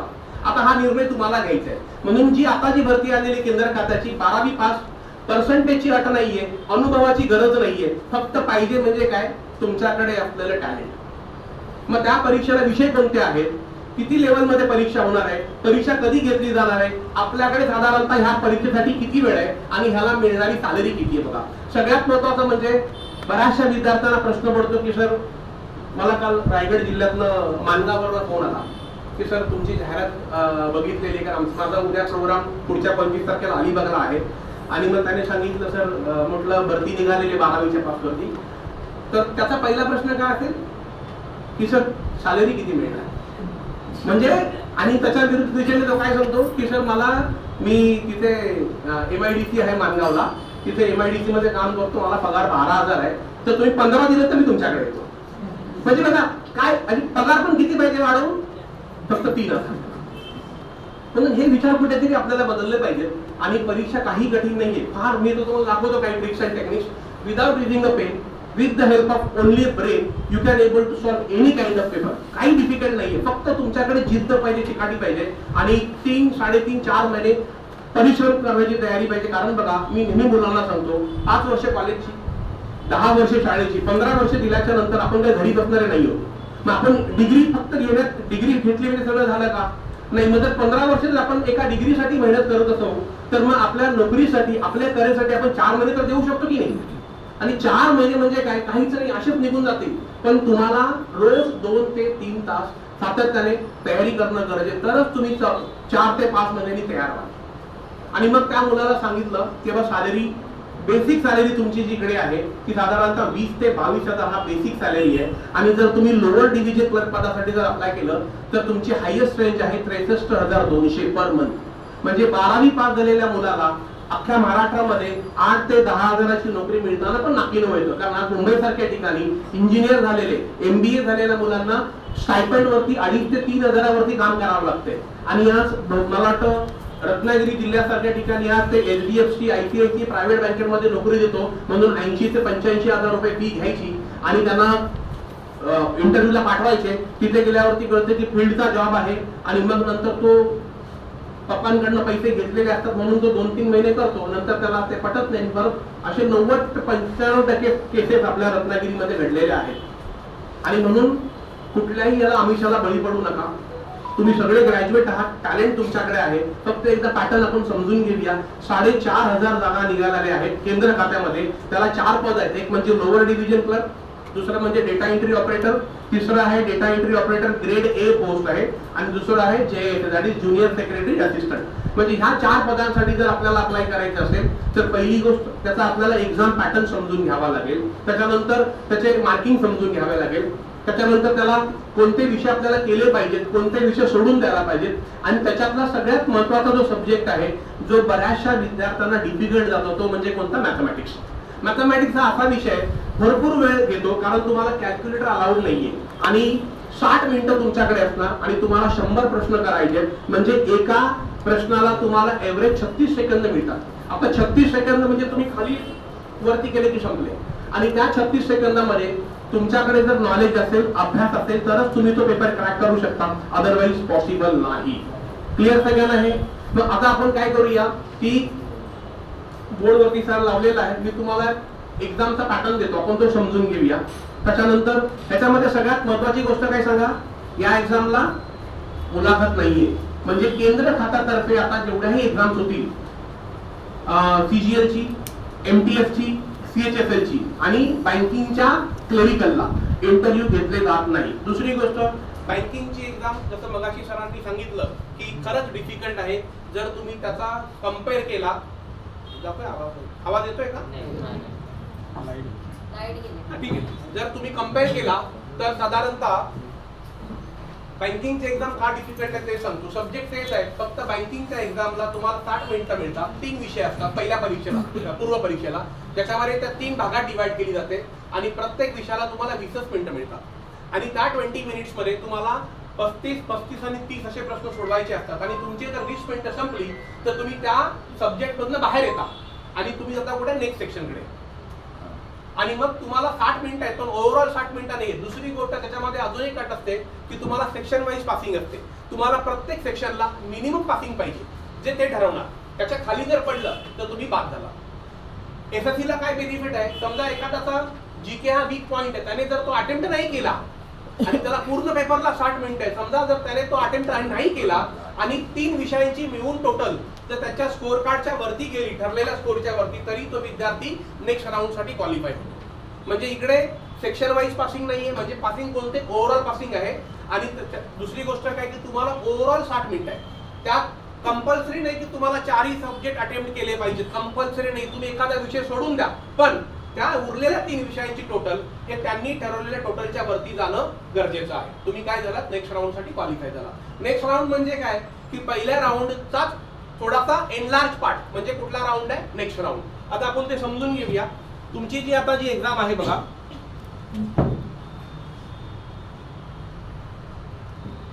सगळ्यांना विजिबल आहे मागे, हे काय आहे, SSC म्हणजे काय, स्टाफ सिलेक्शन कमिशन. आता याच्यामध्ये एक लक्षात घ्या,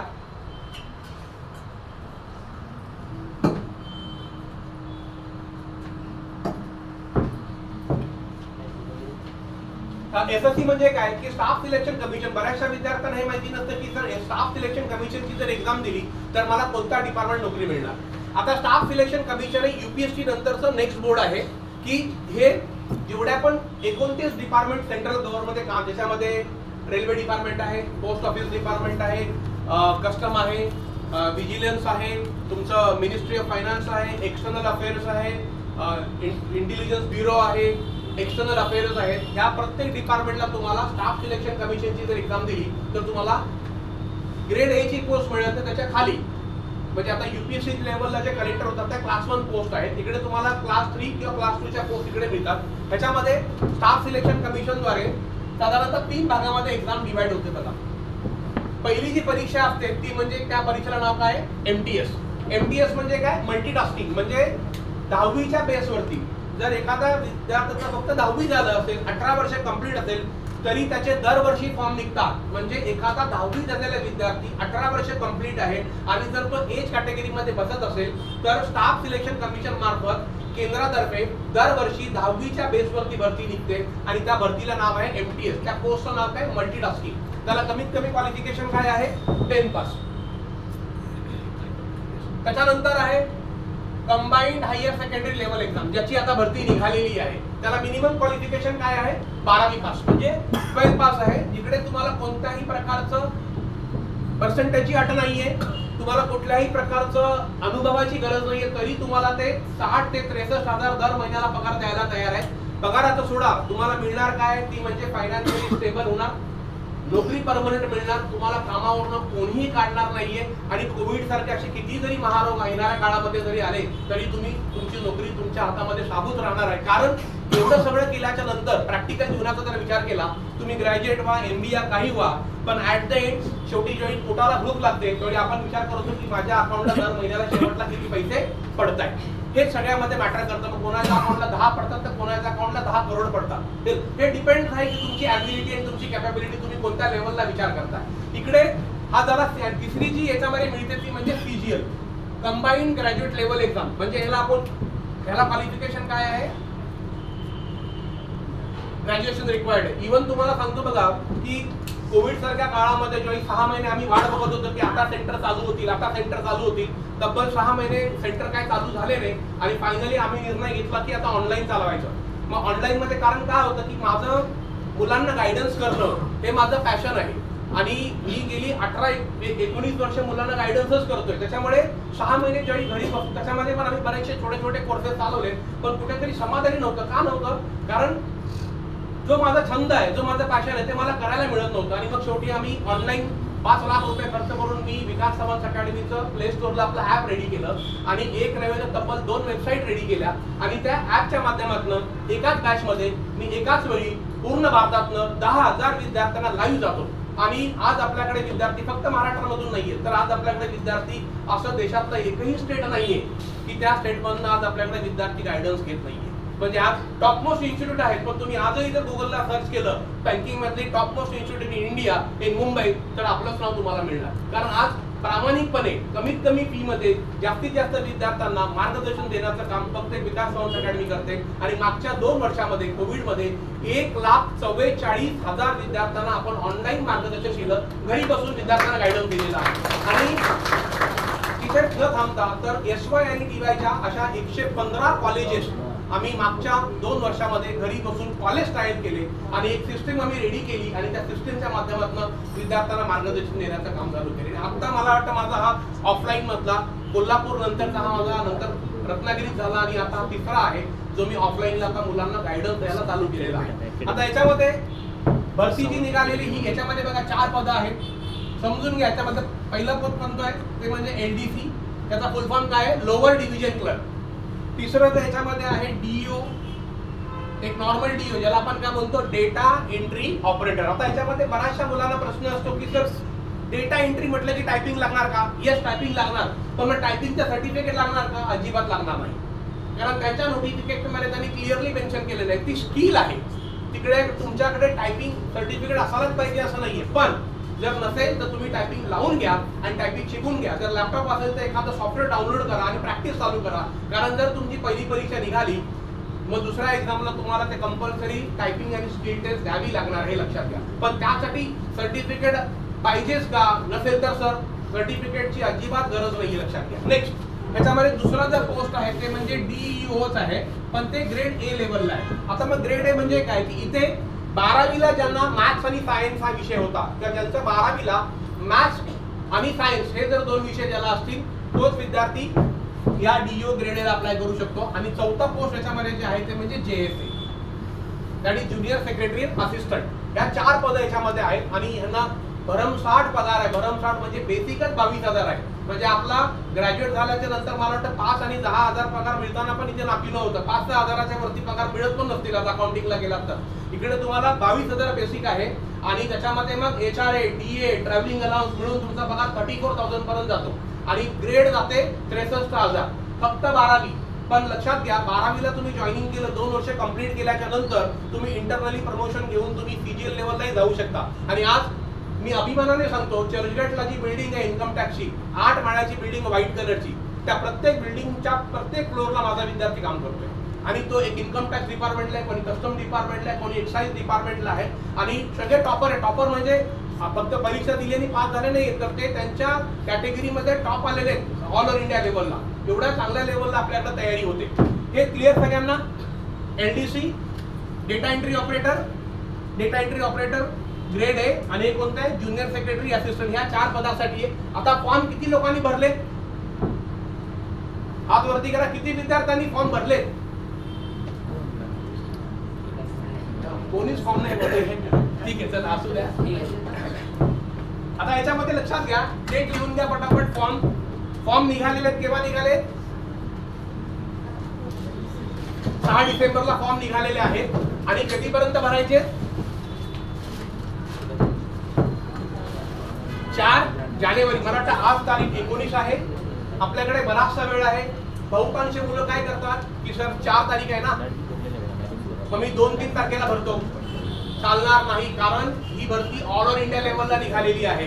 त्याच्यामध्ये भरपूर मुलं 1-2 लाख फॉर्म भरले जात नाही. कमीत कमी 50 लाख विद्यार्थी फॉर्म भरतात. कमीत कमी 50 सांगते, 50 लाख विद्यार्थी फॉर्म भरतात. पण तयारी करणारे किती असतात? फक्त 1%. आणि आपल्याला ते 1% मध्ये मोडायचे लक्षात घ्या. मग 50 लाख विद्यार्थी ज्यावेळी फॉर्म भरतात आणि त्याच्यातले 30 ते 40 लाख विद्यार्थी कधी फॉर्म भरतात? तर शेवटच्या टप्प्यामध्ये.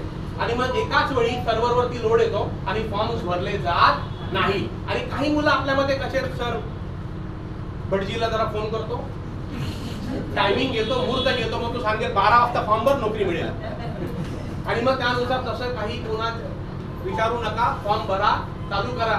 आज 19 तारीख आहे. आज गेल्या फॉर्म भरला तरी चालेल, काही प्रॉब्लेम नाहीये. फॉर्मला फी, कुठल्याही प्रकारची फी आकारली जात नाही. Absolutely free. कोणासाठी? महिलांसाठी. केंद्र खात्यातर्फे कुठलीही भरती येऊ द्या, मग UPSC असू दे, रेल्वेची असू दे, staff selection commission, absolutely free. Free मध्ये नोकरी मिळते. बघा आज पिक्चर पण बघायला गेलो आपण इकडे टॉकीजला, तरी कमीत कमी पिक्चरची तिकीट 200 रुपये आणि पॉपकॉर्न मला वाटतं 400 रुपये झाले. Yes or no? म्हणजे डबल तुमचे पैसे खर्च होतात. इकडे 100 रुपयात मुलांना नोकरी आहे आणि मुलींना तर पैसे भरायचे नाहीये. त्याच्यामध्ये बघा फी काय आहे? ऍब्सोल्युटली 0 फी आहे. फक्त कोणाला फी आहे? फक्त मुलांना फी आहे. कुठल्या कॅटेगरीतला? जनरल आणि OBC, म्हणजे SC ST आणि फिजिकली हँडिकॅप आणि एक्स सर्व्हिसमॅन मुलांना फी नाहीये. आणि ज्या मुलांना फी आहे त्यांना पण किती भरायचे? फक्त आणि फक्त 100 रुपये. 100 रुपयामध्ये ऍप्लिकेशन फॉर्म सबमिट करा. सबमिट करायला साईट कुठली दिलेली आहे? ssc.nic.in ह्या साईटवर तुम्हाला जायचं आहे. ssc.nic.in. आणि मला वाटतं मोरे सरांनी त्यांच्या अकॅडमीमध्ये वांगडे शॉपिंग सेंटरला फॉर्म भरण्याची व्यवस्था केलेली आहे. आणि म्हणून तुम्ही फॉर्म, कुठल्याही प्रकारचे फॉर्म भरताना मग सर डावा लावू का उजवा लावू, इथून कोणाला चालू होता. मग सर ते सही ब्ल्यू मध्ये करू का ब्लॅक मध्ये करू, मग सर फोटो 3 महिन्यापूर्वीचा टाकू का. आणि काही मुलं तर मग गॉगलचे फोटो टाकतात. काही मुलं बघा ट्रेन मध्ये लटकलेली असतात, तो फोटो काढलेला ते वाले फोटो टाकतात, तो अपलोड झाला. काहींचे कॅप असतात, तसे फोटो एक्सेप्ट केले जाणार नाही. आणि म्हणून पूर्णपणे फॉर्म भरण्याची माहिती तुम्हाला आपल्या सेंटरला, वांगडे शॉपिंग सेंटरला मोरे सरांकडे मिळतील. आणि म्हणून फॉर्म भरण्यासाठी स्वतःहून भरू नका, तुम्ही तिकडे प्रेझेंट राहा. काय काय डॉक्युमेंट लागतील? डिक्लेरेशन एक फॉर्म द्यावा लागतो, ते तुमच्याच हँडरायटिंग मध्ये पाहिजे. परत लेफ्ट का राईट थंब द्यायचा. या सगळ्या गोष्टी तुम्हाला सरांकडनं इझिली समजतील. क्लिअर सगळ्यांना आहे? 6 तारीख 4 जानेवारी. आता पहिली परीक्षा कधी आहे? बघ आता नोकरी सगळ्यांना पाहिजे. Yes or no? परीक्षा आपल्याला पास करायची. Yes or no? मी जे सांगेल ते फॉलो करणार. चलो मग आपलं काय सगळ्यांना नोकरी मिळाली, काही प्रॉब्लेम नाही. हे क्लिअर सगळ्यांना?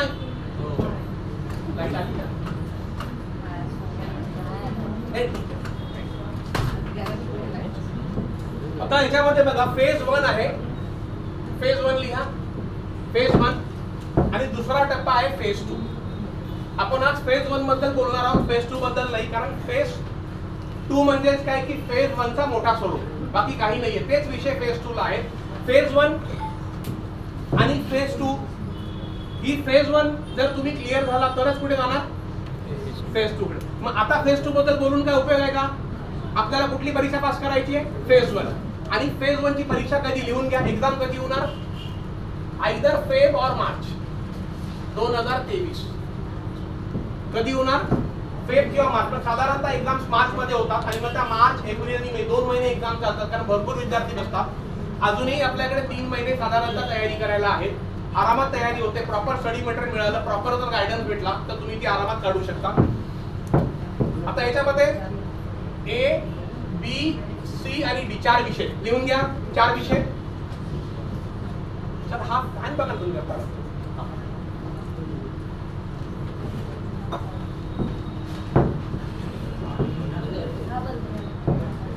आता A मध्ये B, C आणि D.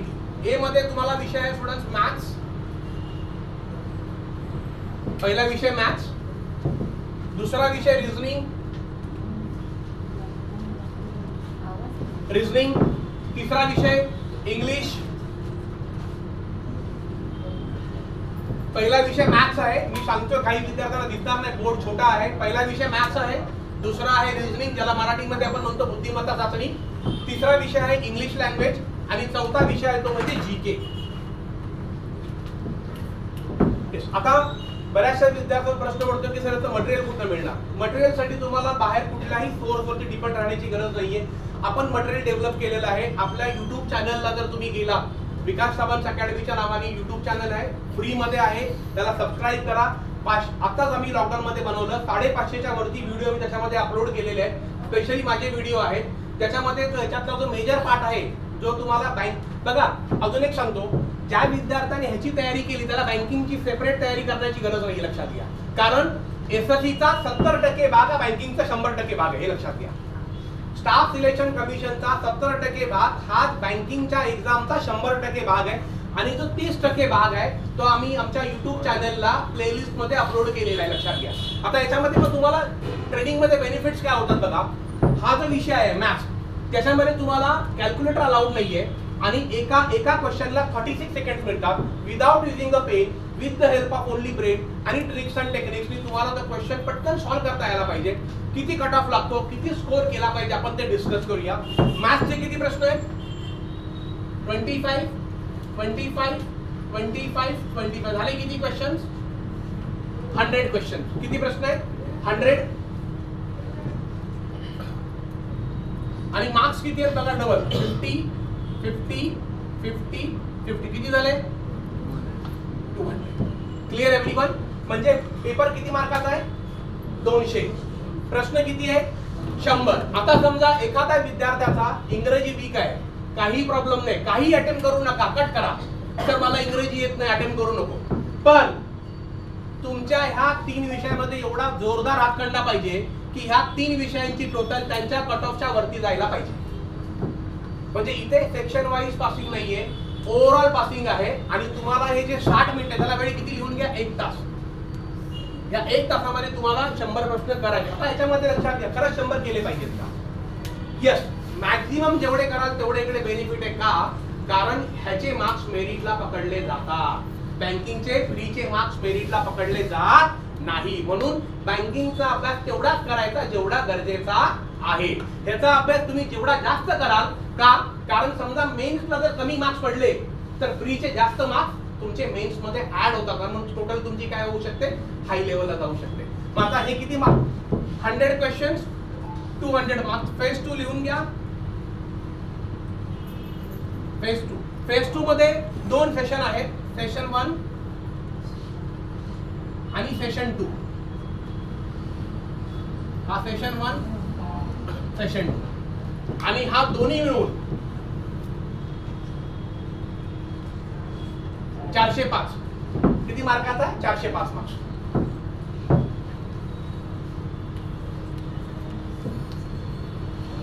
आता सेशन 1 सेशन 2 काय आहे? तर सेशन 1 म्हणजे काय? Maths reasoning. फक्त फरक काय आहे? इथे एका क्वेश्चनला किती मार्क आहे? 2. तिकडे एका क्वेश्चनला किती मार्क आहे? 3. एवढाच फरक आहे. इथे बघा, एक क्वेश्चन किती मार्क? 2 मार्क. आणि इथे एक क्वेश्चन किती मार्क आहे? 3. एवढाच फरक आहे. Clear everyone? फक्त एक विषय नवीन ऍड झालाय, तो म्हणजे सेशन 2 ला, तो लिहून घ्या. तो म्हणजे कॉम्प्युटर नॉलेज. काय नाव आहे? Computer knowledge. आता बेसिक सगळ्यांना येत आहे कॉम्प्युटरचं. किती प्रश्न असणार आहेत? फक्त 15. आणि मार्क किती असणार? 45.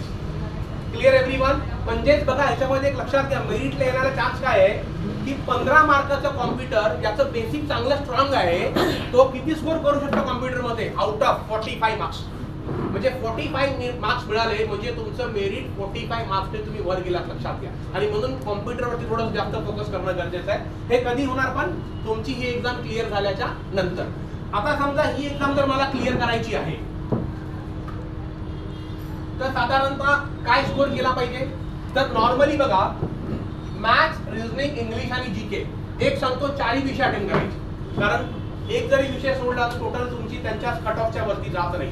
तर नॉर्मल जर विचार अटेम्प्ट केला तर 180, 175, 192 पर्यंत आपली मुलं पोहोचलेली आहेत. किती पैकी? 200 पैकी. आपण तेवढा विचार नाही करायचा. साधारणतः आपण काय करूया की मला 140, साधारणतः कट ऑफ काय लागतो? 133, 131, 137. आपण काय टार्गेट ठेवलाय की 140 प्लसच्या वरती मला स्कोर मिळाला पाहिजे.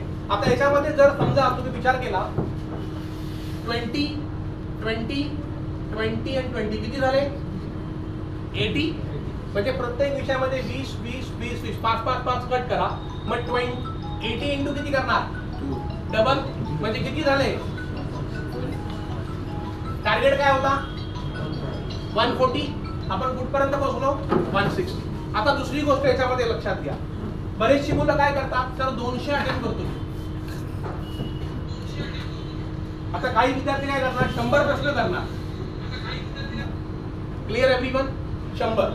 पण त्या 100ला काही अर्थ नसतो. कारण का, ज्यावेळी तो 100 करतो त्याला आपण अशा भागामध्ये डिवाइड करूया, 60 आणि 40. 60 काय आले बरोबर, 40 कसे आले, जय माता दी. टिक टिक टिक करा. त्याला डिवाइड बाय निगेटिव्ह मार्किंग किती लिहून घ्या, divide by 2. What is negative marking? जर एक प्रश्न चुकला that will divide by what 2, म्हणजे हाफ मार्क्स आहे. म्हणजे किती मिनिट गेले 20. हे कशात जाणार, त्याच्या आलेल्या बरोबर मधनं. म्हणजे किती मिळाले त्याला, फक्त 20. फक्त किती मिळाले 40. आणि 40 मध्ये डबल झाले किती 80, म्हणजे 5 झाला. मग काय करा, फक्त काय करा 70 करा, काही प्रॉब्लेम नाहीये. पण ते कसे पाहिजे, राईट पाहिजे.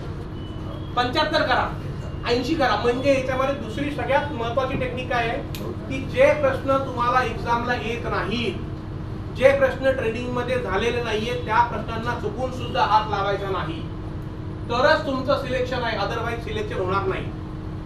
कारण ह्या एक्झामला निगेटिव्ह मार्किंग असते आणि आपण जे अंदाजपंचे जे मार्क करतो ते हमखास चुकतात. आणि मग काय होतं की आपलं कट-ऑफ मध्ये आपण बसणार असतो, तेवढ्याच निगेटिव्ह मार्किंगमुळे आम्ही काय होतो, अजून खाली येतो. Clear everyone? म्हणजे सगळ्यात महत्वाची गोष्ट काय की जे क्वेश्चन्स मला येत नाहीत त्या क्वेश्चन्सला अटेम्प्ट करायचं नाही. सरळ आणि साधारण नियम आहे. Is this clear everyone? Yes. आता नेक्स्ट मग टार्गेट काय पाहिजे आपला, 140 प्लस. विषय कोणते, मॅथ्स, रिझनिंग, इंग्लिश, जीके. आता जीके मध्ये बघा, जीकेचा स्टडी कसा करायचा सांगतो, सिंपल टेक्निक जीकेची. आता मला जीके म्हणजे कोण सांगेल काय, त्याच्यामध्ये काय काय मोडतं.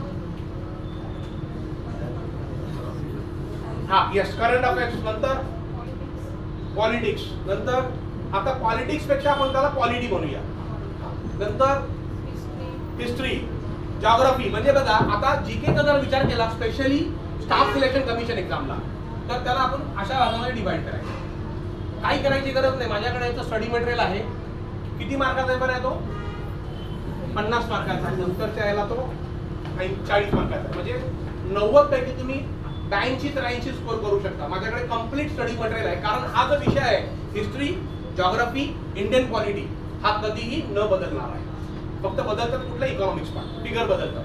बाकीचं मग आता याच्यामध्ये बघा जीके मध्ये हा काय झाला, करंट अफेअर्स. हा काय झाला, history, geography, Indian polity, Indian economy. आणि अजून एक विषय कुठला झाला, जनरल सायन्स. त्याच्यामधलं तुम्हाला कशावरती अभ्यास करायचा आहे, करंट अफेअर्स. करंट अफेअर्सचे बरं 2 पार्ट होतात. कोण सांगू शकतो, एक्झॅक्टली. आणि दुसरा बघा, एक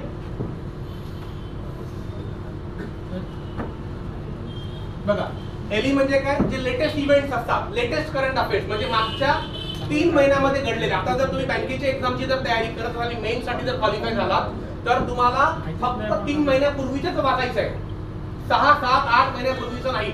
तर ह्याचे मॅगझिन्स आपण दर महिन्याला प्रोड्यूस करतो.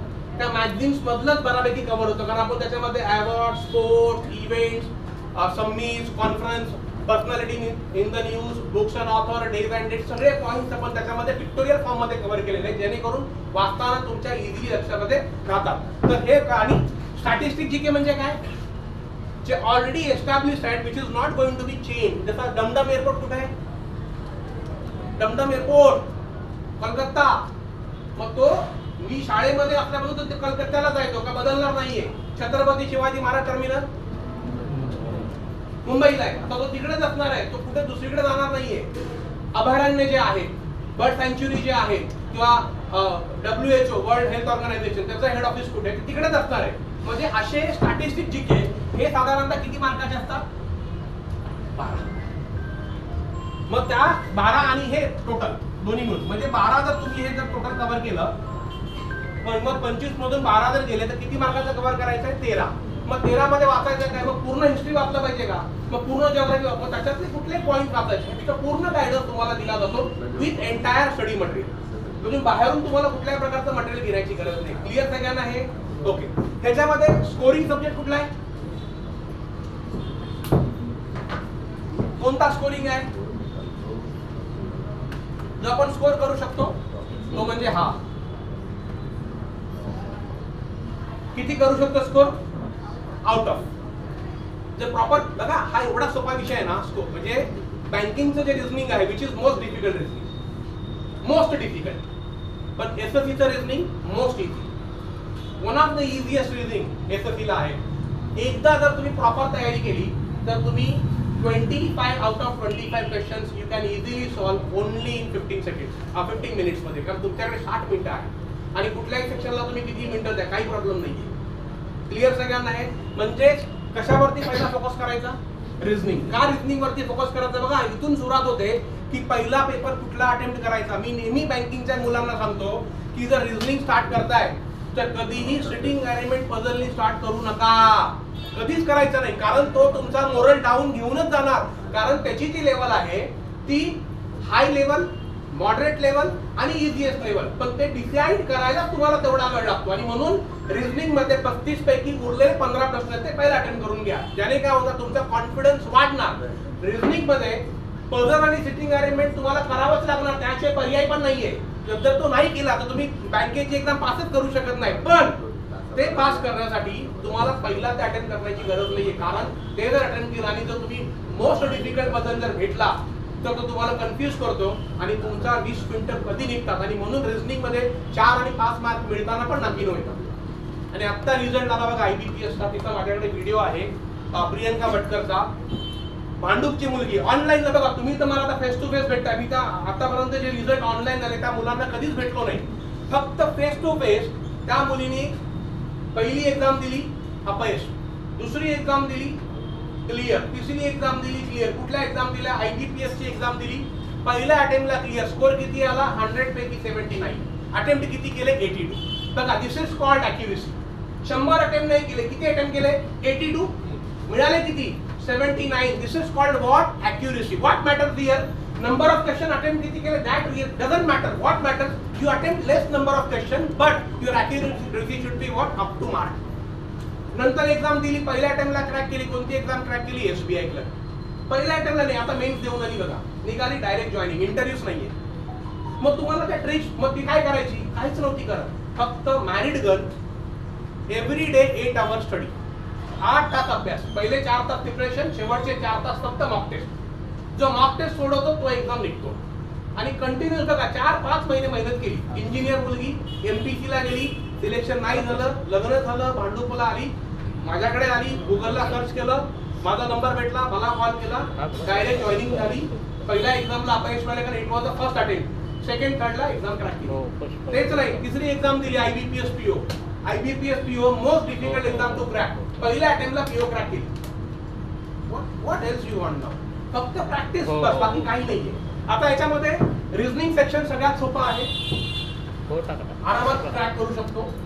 हे 2 विषय डिफिकल्ट आहेत. English language and maths. English language simple pattern असतो. Active passive, direct indirect, grammar part, fill in the blanks, passage. You can easily score up to at least 20. वरचे 5 तुम्ही सोडून द्या. ग्रामर एरर जर तुमचं स्ट्रॉंग नसेल तर. राहिला कुठला पाठ आता? Maths. This play what a vital role. त्याच्यामध्ये याला इव्हन बघा, तलाठीची ज्यावेळी तुम्ही तयारी करता, तलाठी, मला वाटतं कधीतरी पुढच्या महिन्यात नेक्स्ट इयरला आहे वाटतं तलाठी. तलाठीच्या एक्झाम मध्ये खरा कस कुठे लागतो? आणि म्हणून तलाठीची मुलं माझ्याकडे नेहमी काय त्यासाठी येतात, सर मॅथ्स मध्ये स्कोर होत नाहीये. आणि आमचं 1-2 एक्झाम मार्कांनी मेरिट जाते. का? Only because of maths. कारण त्याच्यामध्ये बौद्धिमत्ता चाचणी एक विषय, त्याच्यामध्ये रिझनिंग आणि मॅथ्सचा कंबाईन विषय तलाठीला आहे. पोलीस भरतीला पण तोच खेळ आहे. आता याच्यामध्ये बघा काय क्वेश्चन्स पडतात बघूया. आता काही जे क्वेश्चन्स मी तुम्हाला देतो हे मागच्या वर्षी ज्या SSCच्या एक्झाम झाल्या आहेत 2 वर्षापूर्वी त्याच SSCला पडलेले आहेत. आणि स्टाफ सिलेक्शन कमिशनचं एक तुम्हाला एक सरळ गेम सांगतो. बेसिक कॉन्सेप्ट क्लिअर करून घ्या आणि मागच्या 15 वर्षापूर्वीचे पेपर घ्या. 100% निघाला. मी लिहून देतो. 100% तुम्ही निघाला. पण तुमचं पहिला बेसिक क्लिअर पाहिजे. ट्रिक्स अँड टेक्निक्स क्लिअर पाहिजे. एक बुक घ्यायचं एका पब्लिकेशनचं, जे मी तुम्हाला सांगेल नंतर, आणि त्याच्यामध्ये 50 पंच असतात, सोडवत राहायचं. तेच प्रश्न रिपीट होतात, तेच प्रश्न, फक्त काय बदलणार? फिगर, बाकी काही बदलत नाही. आता बघा, हा क्वेश्चन बघा दरवर्षी पडतो. लेट्स सी, आता कोण आन्सर सांगतं बघूया. बघा, लिहून घ्या फटाफट हा क्वेश्चन.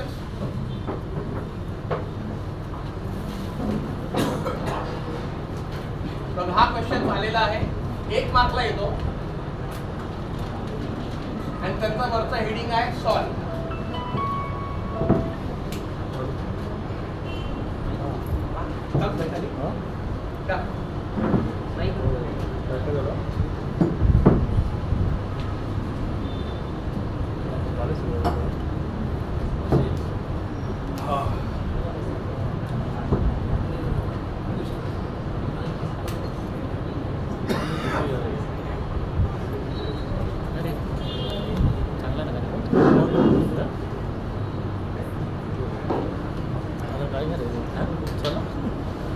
आवाज येतोय? बघ, आता हा क्वेश्चन आपल्या समोर आहे, कॅल्क्युलेटर अलाउड नाहीये. वेळ किती आहे? फक्त 36 सेकंड. आपल्याला हा क्वेश्चन ट्रॅक करायचा आहे आणि आउट ऑफ क्वेश्चन आपल्याला 25 पैकी 25 क्वेश्चन अटेंड करायचे, that too in given time आणि विदाउट निगेटिव्ह मार्किंग. आता हा क्वेश्चन करताना बघा, बऱ्याच वेळी मुलं काय करतात, आपण काय करतो, आपल्याला शाळेमध्ये काय सांगितलं असतं, या ब्रॅकेटला ओपन करा पहिला, कुठला रूल? गोडमास रूल. मग आम्ही काय करणार, याने ह्याला पहिला मल्टिप्लाय करा, बरोबर की नाही? प्लस काय करणार, 995 डिवाइड व्हॉट, इंटू काय करणार, ब्रॅकेट ओपन झाला. आता काय होणार, हा आणि हा काय झाला, कॅन्सल. आता आपल्याला ह्यांचा गुणाकार करायचा आहे, मग आम्ही याचा गुणाकार कसा करणार, परत शाळेत काय सांगितलं पण असं. मग काय करतो आपण, 9981 8 9981 8 परत 89. आणि असं करत काय करतो आम्ही, ह्या एकाच गणिताला 4 ते 5 मिनिटं देतो. मग आमची किती गणित होतात 20 मिनिटामध्ये? फक्त 5च गणित. आणि तोच बिहार, पटना, झारखंड वरून आलेला विद्यार्थी एवढ्या वेळामध्ये कमीत कमी 20 ते 22 गणित करून पुढे निघून गेलेला असतो. तर तुमची ही मेथड चुकीची नाहीये, पण त्या स्पर्धा परीक्षेला ऍप्लिकेबल नाहीये जर तुम्हाला नोकरी पाहिजे असेल तर. मग आता ट्रिक बघा काय करायचं, सिंपल ट्रिक सांगतो. ह्या क्वेश्चनला काय ट्रिक पडते,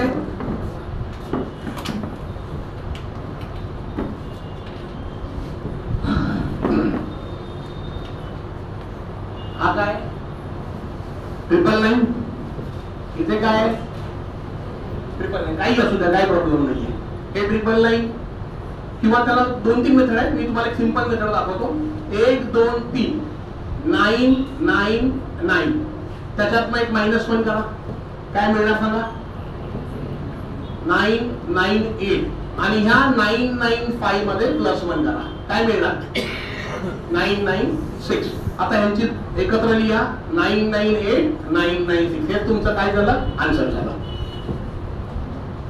म्हणजे कुठेही गुणाकार नाही करायचा, कुठेही काही कॅल्क्युलेटरची गरज नाहीये.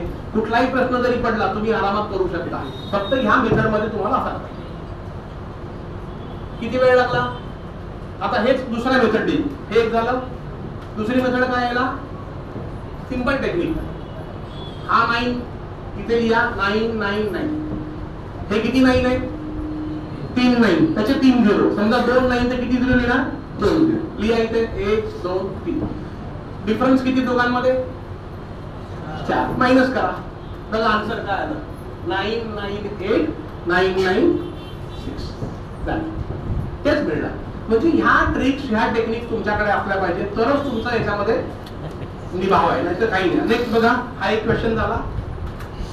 मी जे येतात ते दाखवतो एक्झामला. चला हा करा पटापट. 1/1 into 2, 1/2 into 3, 1/3 into 4 plus 1/99 into 100. हा क्वेश्चन हमखास पडतो. किती वेळ लागतो करायला हा क्वेश्चन, फक्त 1 सेकंड. हे येणार आहे तर हेच रिपीट होता, काहीच बदलणार नाही. म्हणून मी काय सांगितलं, एकदा बेसिक समजून घ्या. मागच्या 15 वर्षात पेपर सॉल्व करा, 100% रिझल्ट आहे.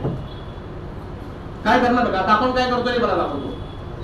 आपण काय करणार, 1/2 के ब्रे 3 2 6, 3 चौक 12 आणि मग इथे किती लिहिणार 9900. Yes or no? मग आता काय करणार? शाळेत काय सांगितलंय, वरच्यांची जर बेरीज करायची असेल तर खालच्यांचा काय काढा? लसावी. आता तुम्ही जर ह्याचा लसावी काढायला गेलात ना तर कमीत कमी 1 दिवस पण कमी नाही पडणार. आपण काढतच बसणार तरी आपला रिझल्ट येणार नाही. आणि बहुतांश मुलं तेच करतात. आणि मग काय होतं, टीचर म्हणते चला आता वेळ संपली. काय सिंपल टेक्निक बघा, ट्रिक बघा काय. हा वाला फ्रॅक्शन घ्या 1/1 घेतला, तिथून शेवटचा फ्रॅक्शन घ्या कुठला 1/100 मध्ये काय टाका मायनस. झाला answer.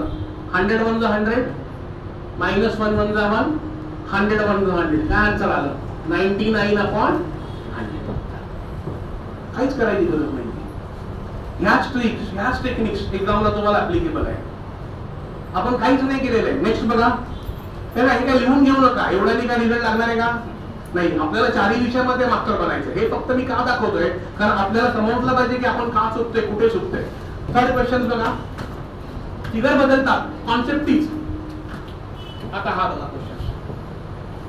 √5 √3 √5 minus √3 plus √5 minus √3 √5 plus √3. काय येणार आन्सर? आपण काय करणार? काय सांगितलं शाळेत? कोणता गुणाकार करा? तिरकस गुणाकार. मग ह्याचा याच्याशी करणार आणि ह्याचा याच्याशी. आणि आपला निकाल काय लागणार? म्हणजे आपण निकालच बघत नाही, तेवढा कॉन्फिडन्स आपल्याकडे असतो. बघा सिंपल ट्रिक सांगतो. मध्ये काय या दोन अंकामध्ये डिफरन्स किती आहे? किती डिफरन्स आहे? झाला. उत्तर काय? फक्त या दोन अंकांची बेरीज करा. किती येते? बेरीज करा दोन अंकांची. 5 आणि 3 किती येणार? हे तुमचं उत्तर झालं. अजून काय पाहिजे? एवढं सिंपल ट्रिक आहे हो. आता बघा तुम्ही पटकन सांगाल मला 7 5 7 मायनस 5 प्लस 7 मायनस 5 7 प्लस 5. सांगा आन्सर काय आला? किती आला? तुम्ही लगेच मी हे लिहिण्याची पण गरज नव्हती ना, लगेच काय. आता का कळलं तुम्हाला सांगा? कारण तुम्हाला ह्याचा काय क्लिअर झाला? कॉन्सेप्ट क्लिअर झाला. काय सांगितलं मी? मध्ये काय पाहिजे? प्लस. डिफरन्स किती पाहिजे? 2. काय करायची? फक्त बेरीज करा. सॉल्व करत नका. मुलं काय करतात? हा याचा असं लिहिता मुलं. आपली मुलं ना खूप हुशार आहेत. असं ह्याचा गुणाकार ह्याच्याशी त्याला थोडा आनंद वाटतो ना पेपर भरताना. त्याच्यामध्ये काय आनंद म्हणण्यासारखं नाहीये. पटकन सॉल्व करता यायला पाहिजे. एकदम सिंपल ट्रिक आहे, काही कठीण नाही आणि एकदम इझी लेवलला तुम्हाला स्कोर करता येतं. आता हा झाला 1.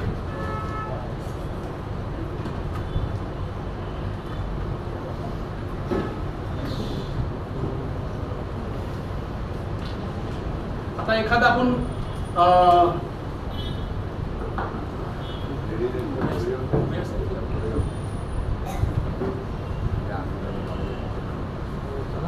हा सांगायचा आन्सर काय? 4 डिजिट मल्टिप्लिकेशन. काय गुणाकार आहे? 3248 गुणिले किती? 9999. मुलं काय करतात? परत त्याला असं उभं मांडतात बघा आणि मग आपला गुणाकार करतात. सिंपल वे सांगतो. काय करणार इकडे? मायनस करा 1. काय मिळणार? 3247. क्लिअर? आता -1 करून तुम्हाला जे डिजिट मिळाले ते प्रत्येक डिजिट प्रत्येक 9 मधला फक्त मायनस करा. सांगा 9 - 3 किती? 6. 9 - 2 9 - 4 आणि 9 - 7. हे तुमचं उत्तर झालं त्या पूर्ण गुणाकाराचं. No calculator, nothing required. काहीच करण्याची गरज नाही. चला मला एक सांगा स्क्वेअर बघूया. हे बेसिक सगळे कॉन्सेप्ट आहेत जे तुम्हाला यायला पाहिजेत. एखादा मला 17 स्क्वेअर 17चा स्क्वेअर 289. 23 529 23 चा 523 कसा आहे? 3चा वर्ग 9 येतो ना, म्हणजे शेवटला 9 यायलाच पाहिजे. 27 729 काय साथी साथी किती येतात देखो एंडला मायनस पाहिजे 38 144 तीन अंकी नाही येणार ना हा 1444 64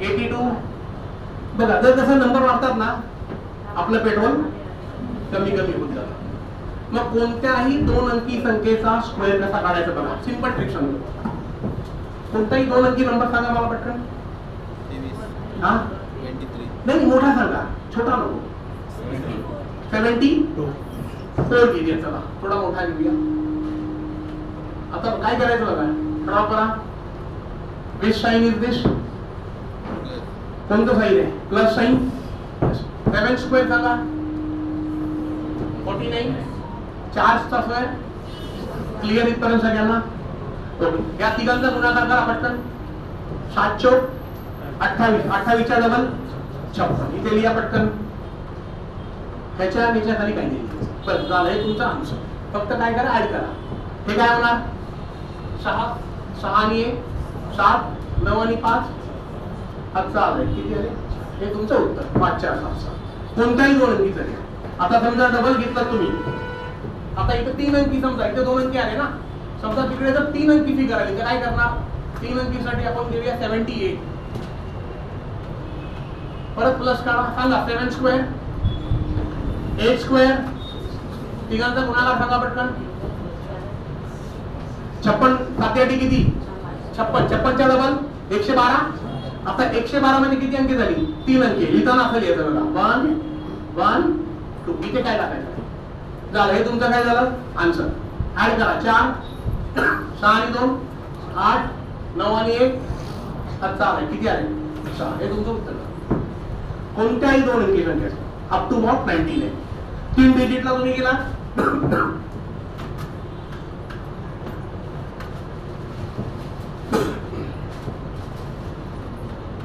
किती 123 स्क्वेअर 137 148 177 280 282 283 कुठल्याही संख्येचा काढू शकता सिंपल प्रोसेस 123 म्हणजे काय करणार तुम्ही 100 प्लस 23 पण डिफरन्स कितीचा आहे 23 चा सॉरी त्याच्यामध्ये जो डिफरन्स आहे 23 तो याच्यामध्ये ऍड करा आणि एकदा काय करा मायनस करा सिंपल प्रोसेस सांगा मग 123 आणि 23 146 इथे येतो 146 123 मधनं 23 गेले किती आले 100 झालंय ते तुमचं उत्तर आणि इथे फक्त डिफरन्सचा स्क्वेअर डिफरन्स काय होता 23 चा स्क्वेअर किती आला 529 तो इथे लिहा हा झाला तुमचा 123 चा आन्सर आता कसं लिहायचं बघा फक्त मांडायचं कसं बघा 146 गुणिले 100 भागिले 100 भागिले का नेहमी 100 ने भागायचं रूल लक्षात ठेवा ऑलवेज डिवाइड बाय 100 हा 100 गेला इथे किती उरले 529 त्याच्यातले नेहमी शेवटचे दोन अंक लिहायचे आणि हा 5 याच्यामध्ये ऍड करा 146 आणि 5 ठीक आहे हे तुमचं उत्तर कुठल्याही अंकाला कुठल्याही 3 अंकी संख्येचं काहीच करण्याची गरज नाही बघा ह्या ट्रिक्स मग तुम्ही 1000 2000 3000 पण करू शकता पण ह्या ट्रिक्स ह्या टेक्निक्स ह्या तुम्हाला माहिती असणं गरजेचं ते निघणार ना क्लिअर सगळ्यांना आहे इथे ऑलवेज डिवाइड बाय 100 तुम्ही 253 चा काढू शकता काही प्रॉब्लेम नाही फक्त काय मग 253 चा काढताना प्रॉब्लेम काय होतो इथे 253 लिहिले हा काय झाला 253 मग 253 चा काढताना डिफरन्स किती आहे 53 मायनस काय करा 53 253 आणि 53 किती होणार पटकन सांगा 306 253 मायनस 53 किती आले 200 इथे किती आले 306 इथे किती आले 200 100 बनला इथे किती आले 2 आता 53 चा स्क्वेअर किती येतो पटकन सांगा 2809 बघा एवढा तुमचा पाठ पाहिजे 67 यायला पाहिजे 2809 शेवटचे नेहमी काय लिहायचे 09 आणि ते 28 ते कॅरी करा म्हणजे ऍड करायचे 306 च्या डबल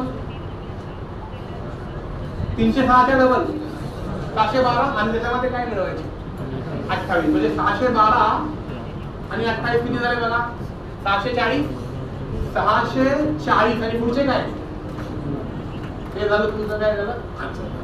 आणि इट रिक्वायर्स व्हॉट प्रॅक्टिस. तुम्ही कुठलाही काढा ना, काही प्रॉब्लेम नाही. It requires practice. Table maths मध्ये मास्टर व्हायचं असेल तर 1 ते 30 टेबल, 1 ते 20 क्यूब आणि 1 ते तुमचं एक साधारणतः स्क्वेअर जर लक्षात ठेवलं, 3 गोष्टी लक्षात ठेवा, क्यूब, स्क्वेअर आणि टेबल्स. एकदा जर झालं तर त्याच्या पुढचे जर मी तुम्हाला शिकवतो. क्लिअर सगळ्यांना हे? ओके मोरे सर या.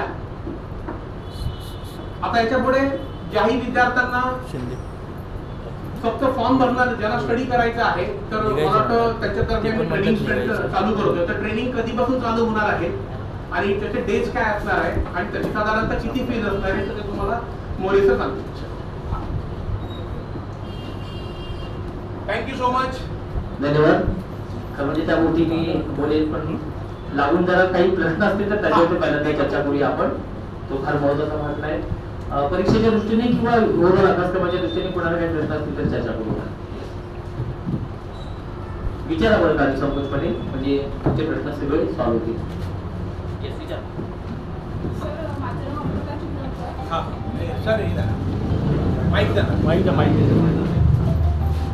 अमृता आता रिसेंटली IPS POची मेन्स दिली. मला इंटरव्ह्यूसाठी थोडं गायडन्स हवं. 100%. माझ्याकडे 40 प्रश्न रेडी आहेत, तेवढे कर निघाले.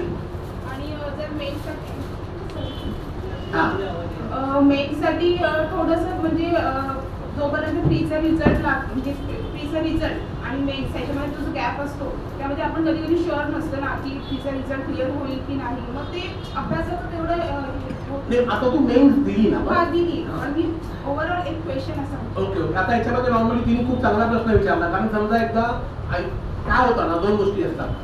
IBPS POचा एकदा एक्झाम निघाली ना की मग नंतर ना ती एक्झाम निघतेच.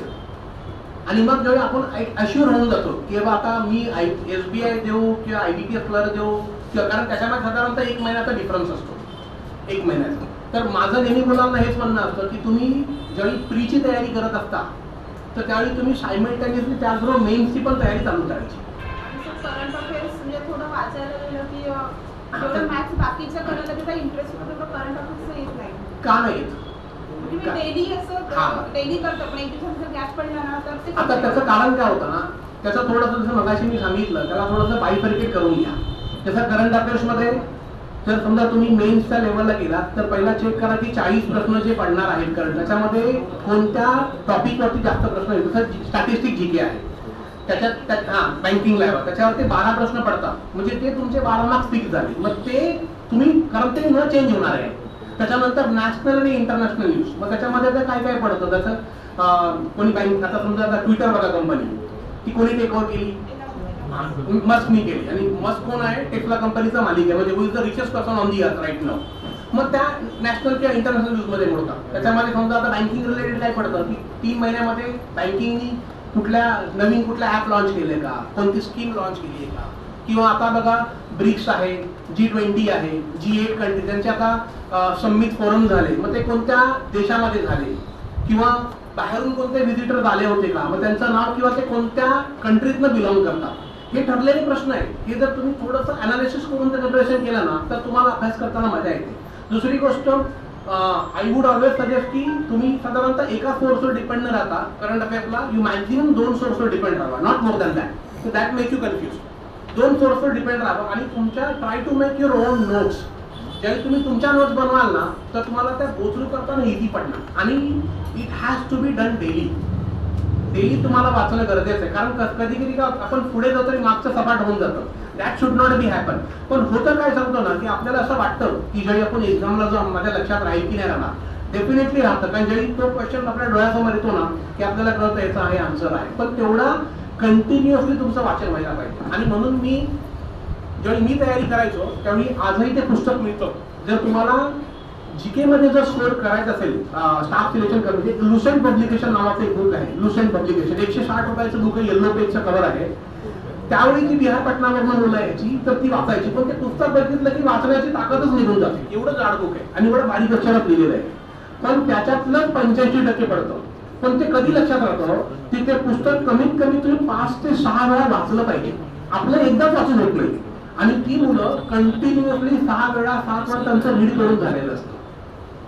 हा डिफरन्स येतो, लक्षात घ्या. अजून कोणाला काही क्वेश्चन?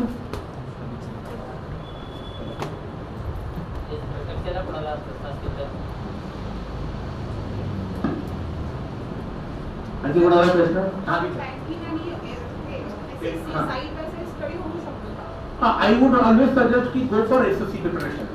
कारण म्हणजे माझा जर विचार असेल तर यू मस्ट गो फॉर, जर तू मेन्स निघाली आहे तर यू मेन्सनी 5-6 दिले.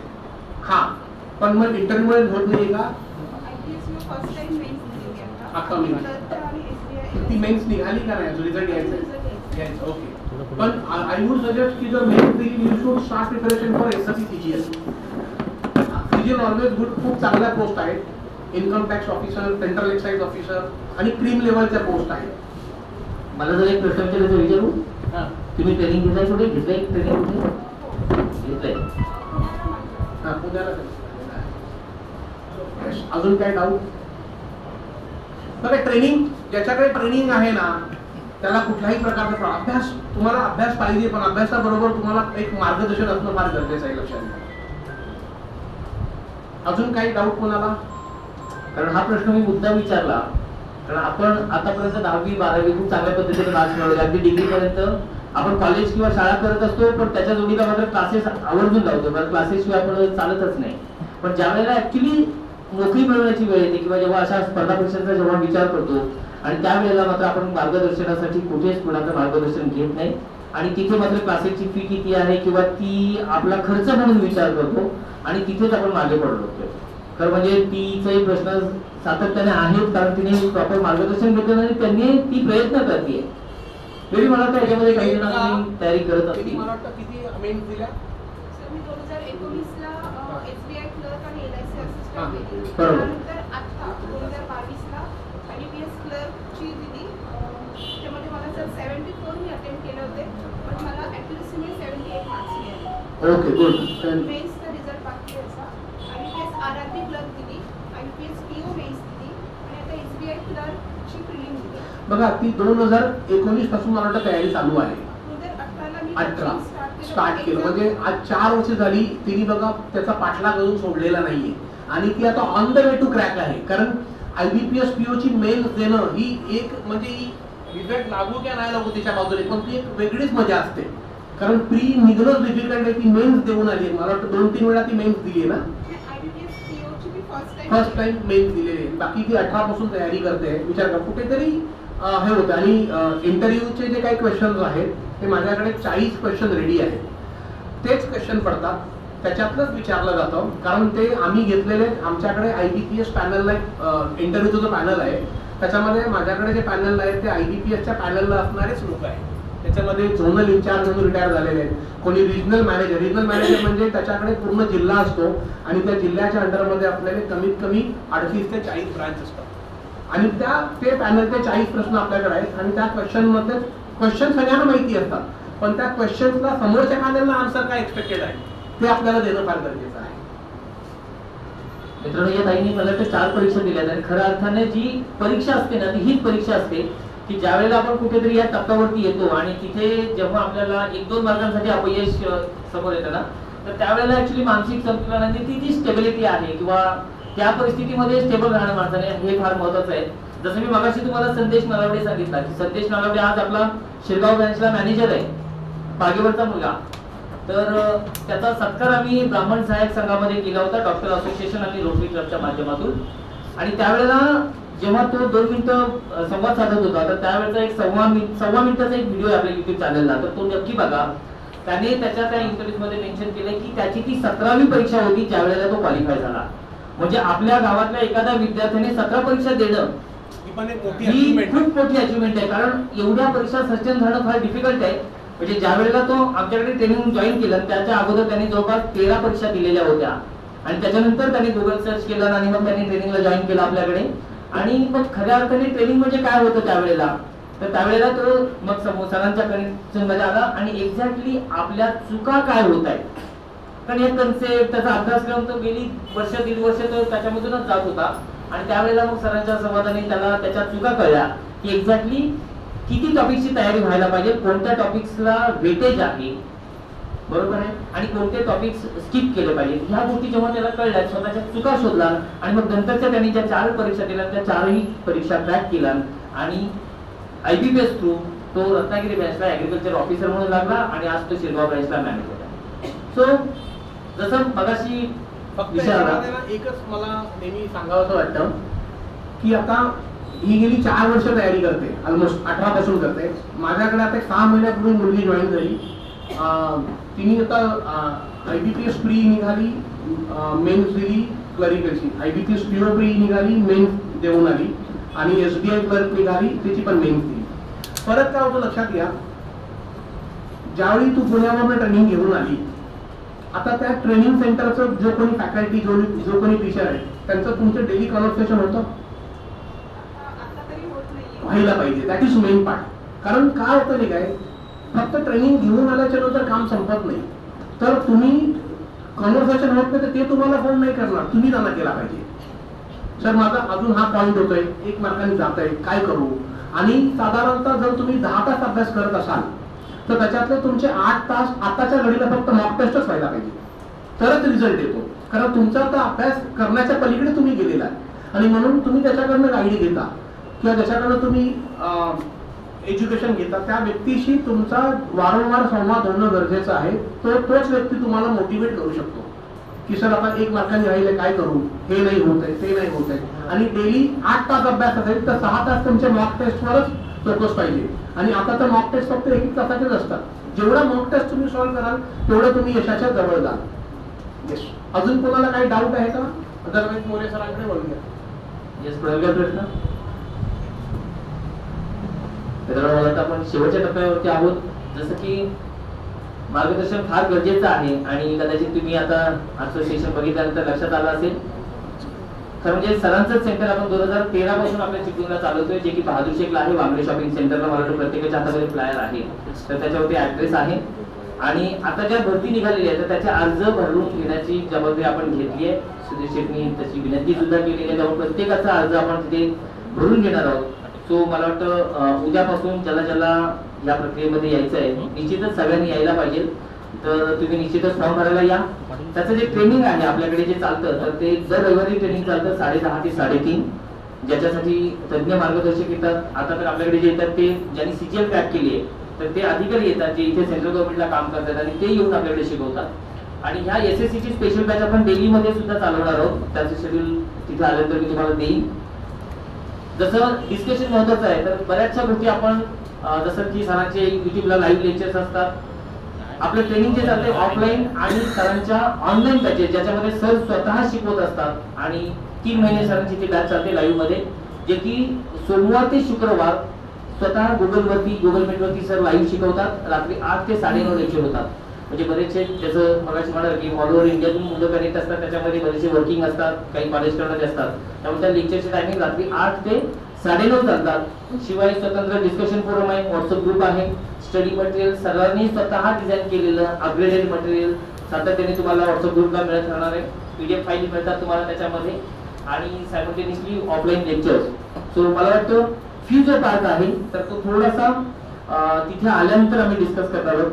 आणि सरांची विनंती आहे सुधीर शेट्टी की आपण एवढं मुलांना मार्गदर्शन केलं, इथपर्यंत बोलवलंय तर कमीत कमी फीस मध्ये कसं देता येईल तर परत एकदा मी सरांजवळ चर्चा करेन आणि निश्चितच जेणेकरून जास्तीत जास्त मुलांना या ट्रेनिंगचा फायदा घेता येईल. सो आमचा असा प्रयत्न राहणार आहे. सो जास्त वेळ न लावता आपण लवकरात लवकर फॉर्म भरून घेऊया. त्याच्यासाठी तुम्ही सेंटरला संपर्क करा. बातम्यांचा ओघ असंच चालू राहील. पाहत राहा विजेंद्री न्यूज चॅनल. धन्यवाद.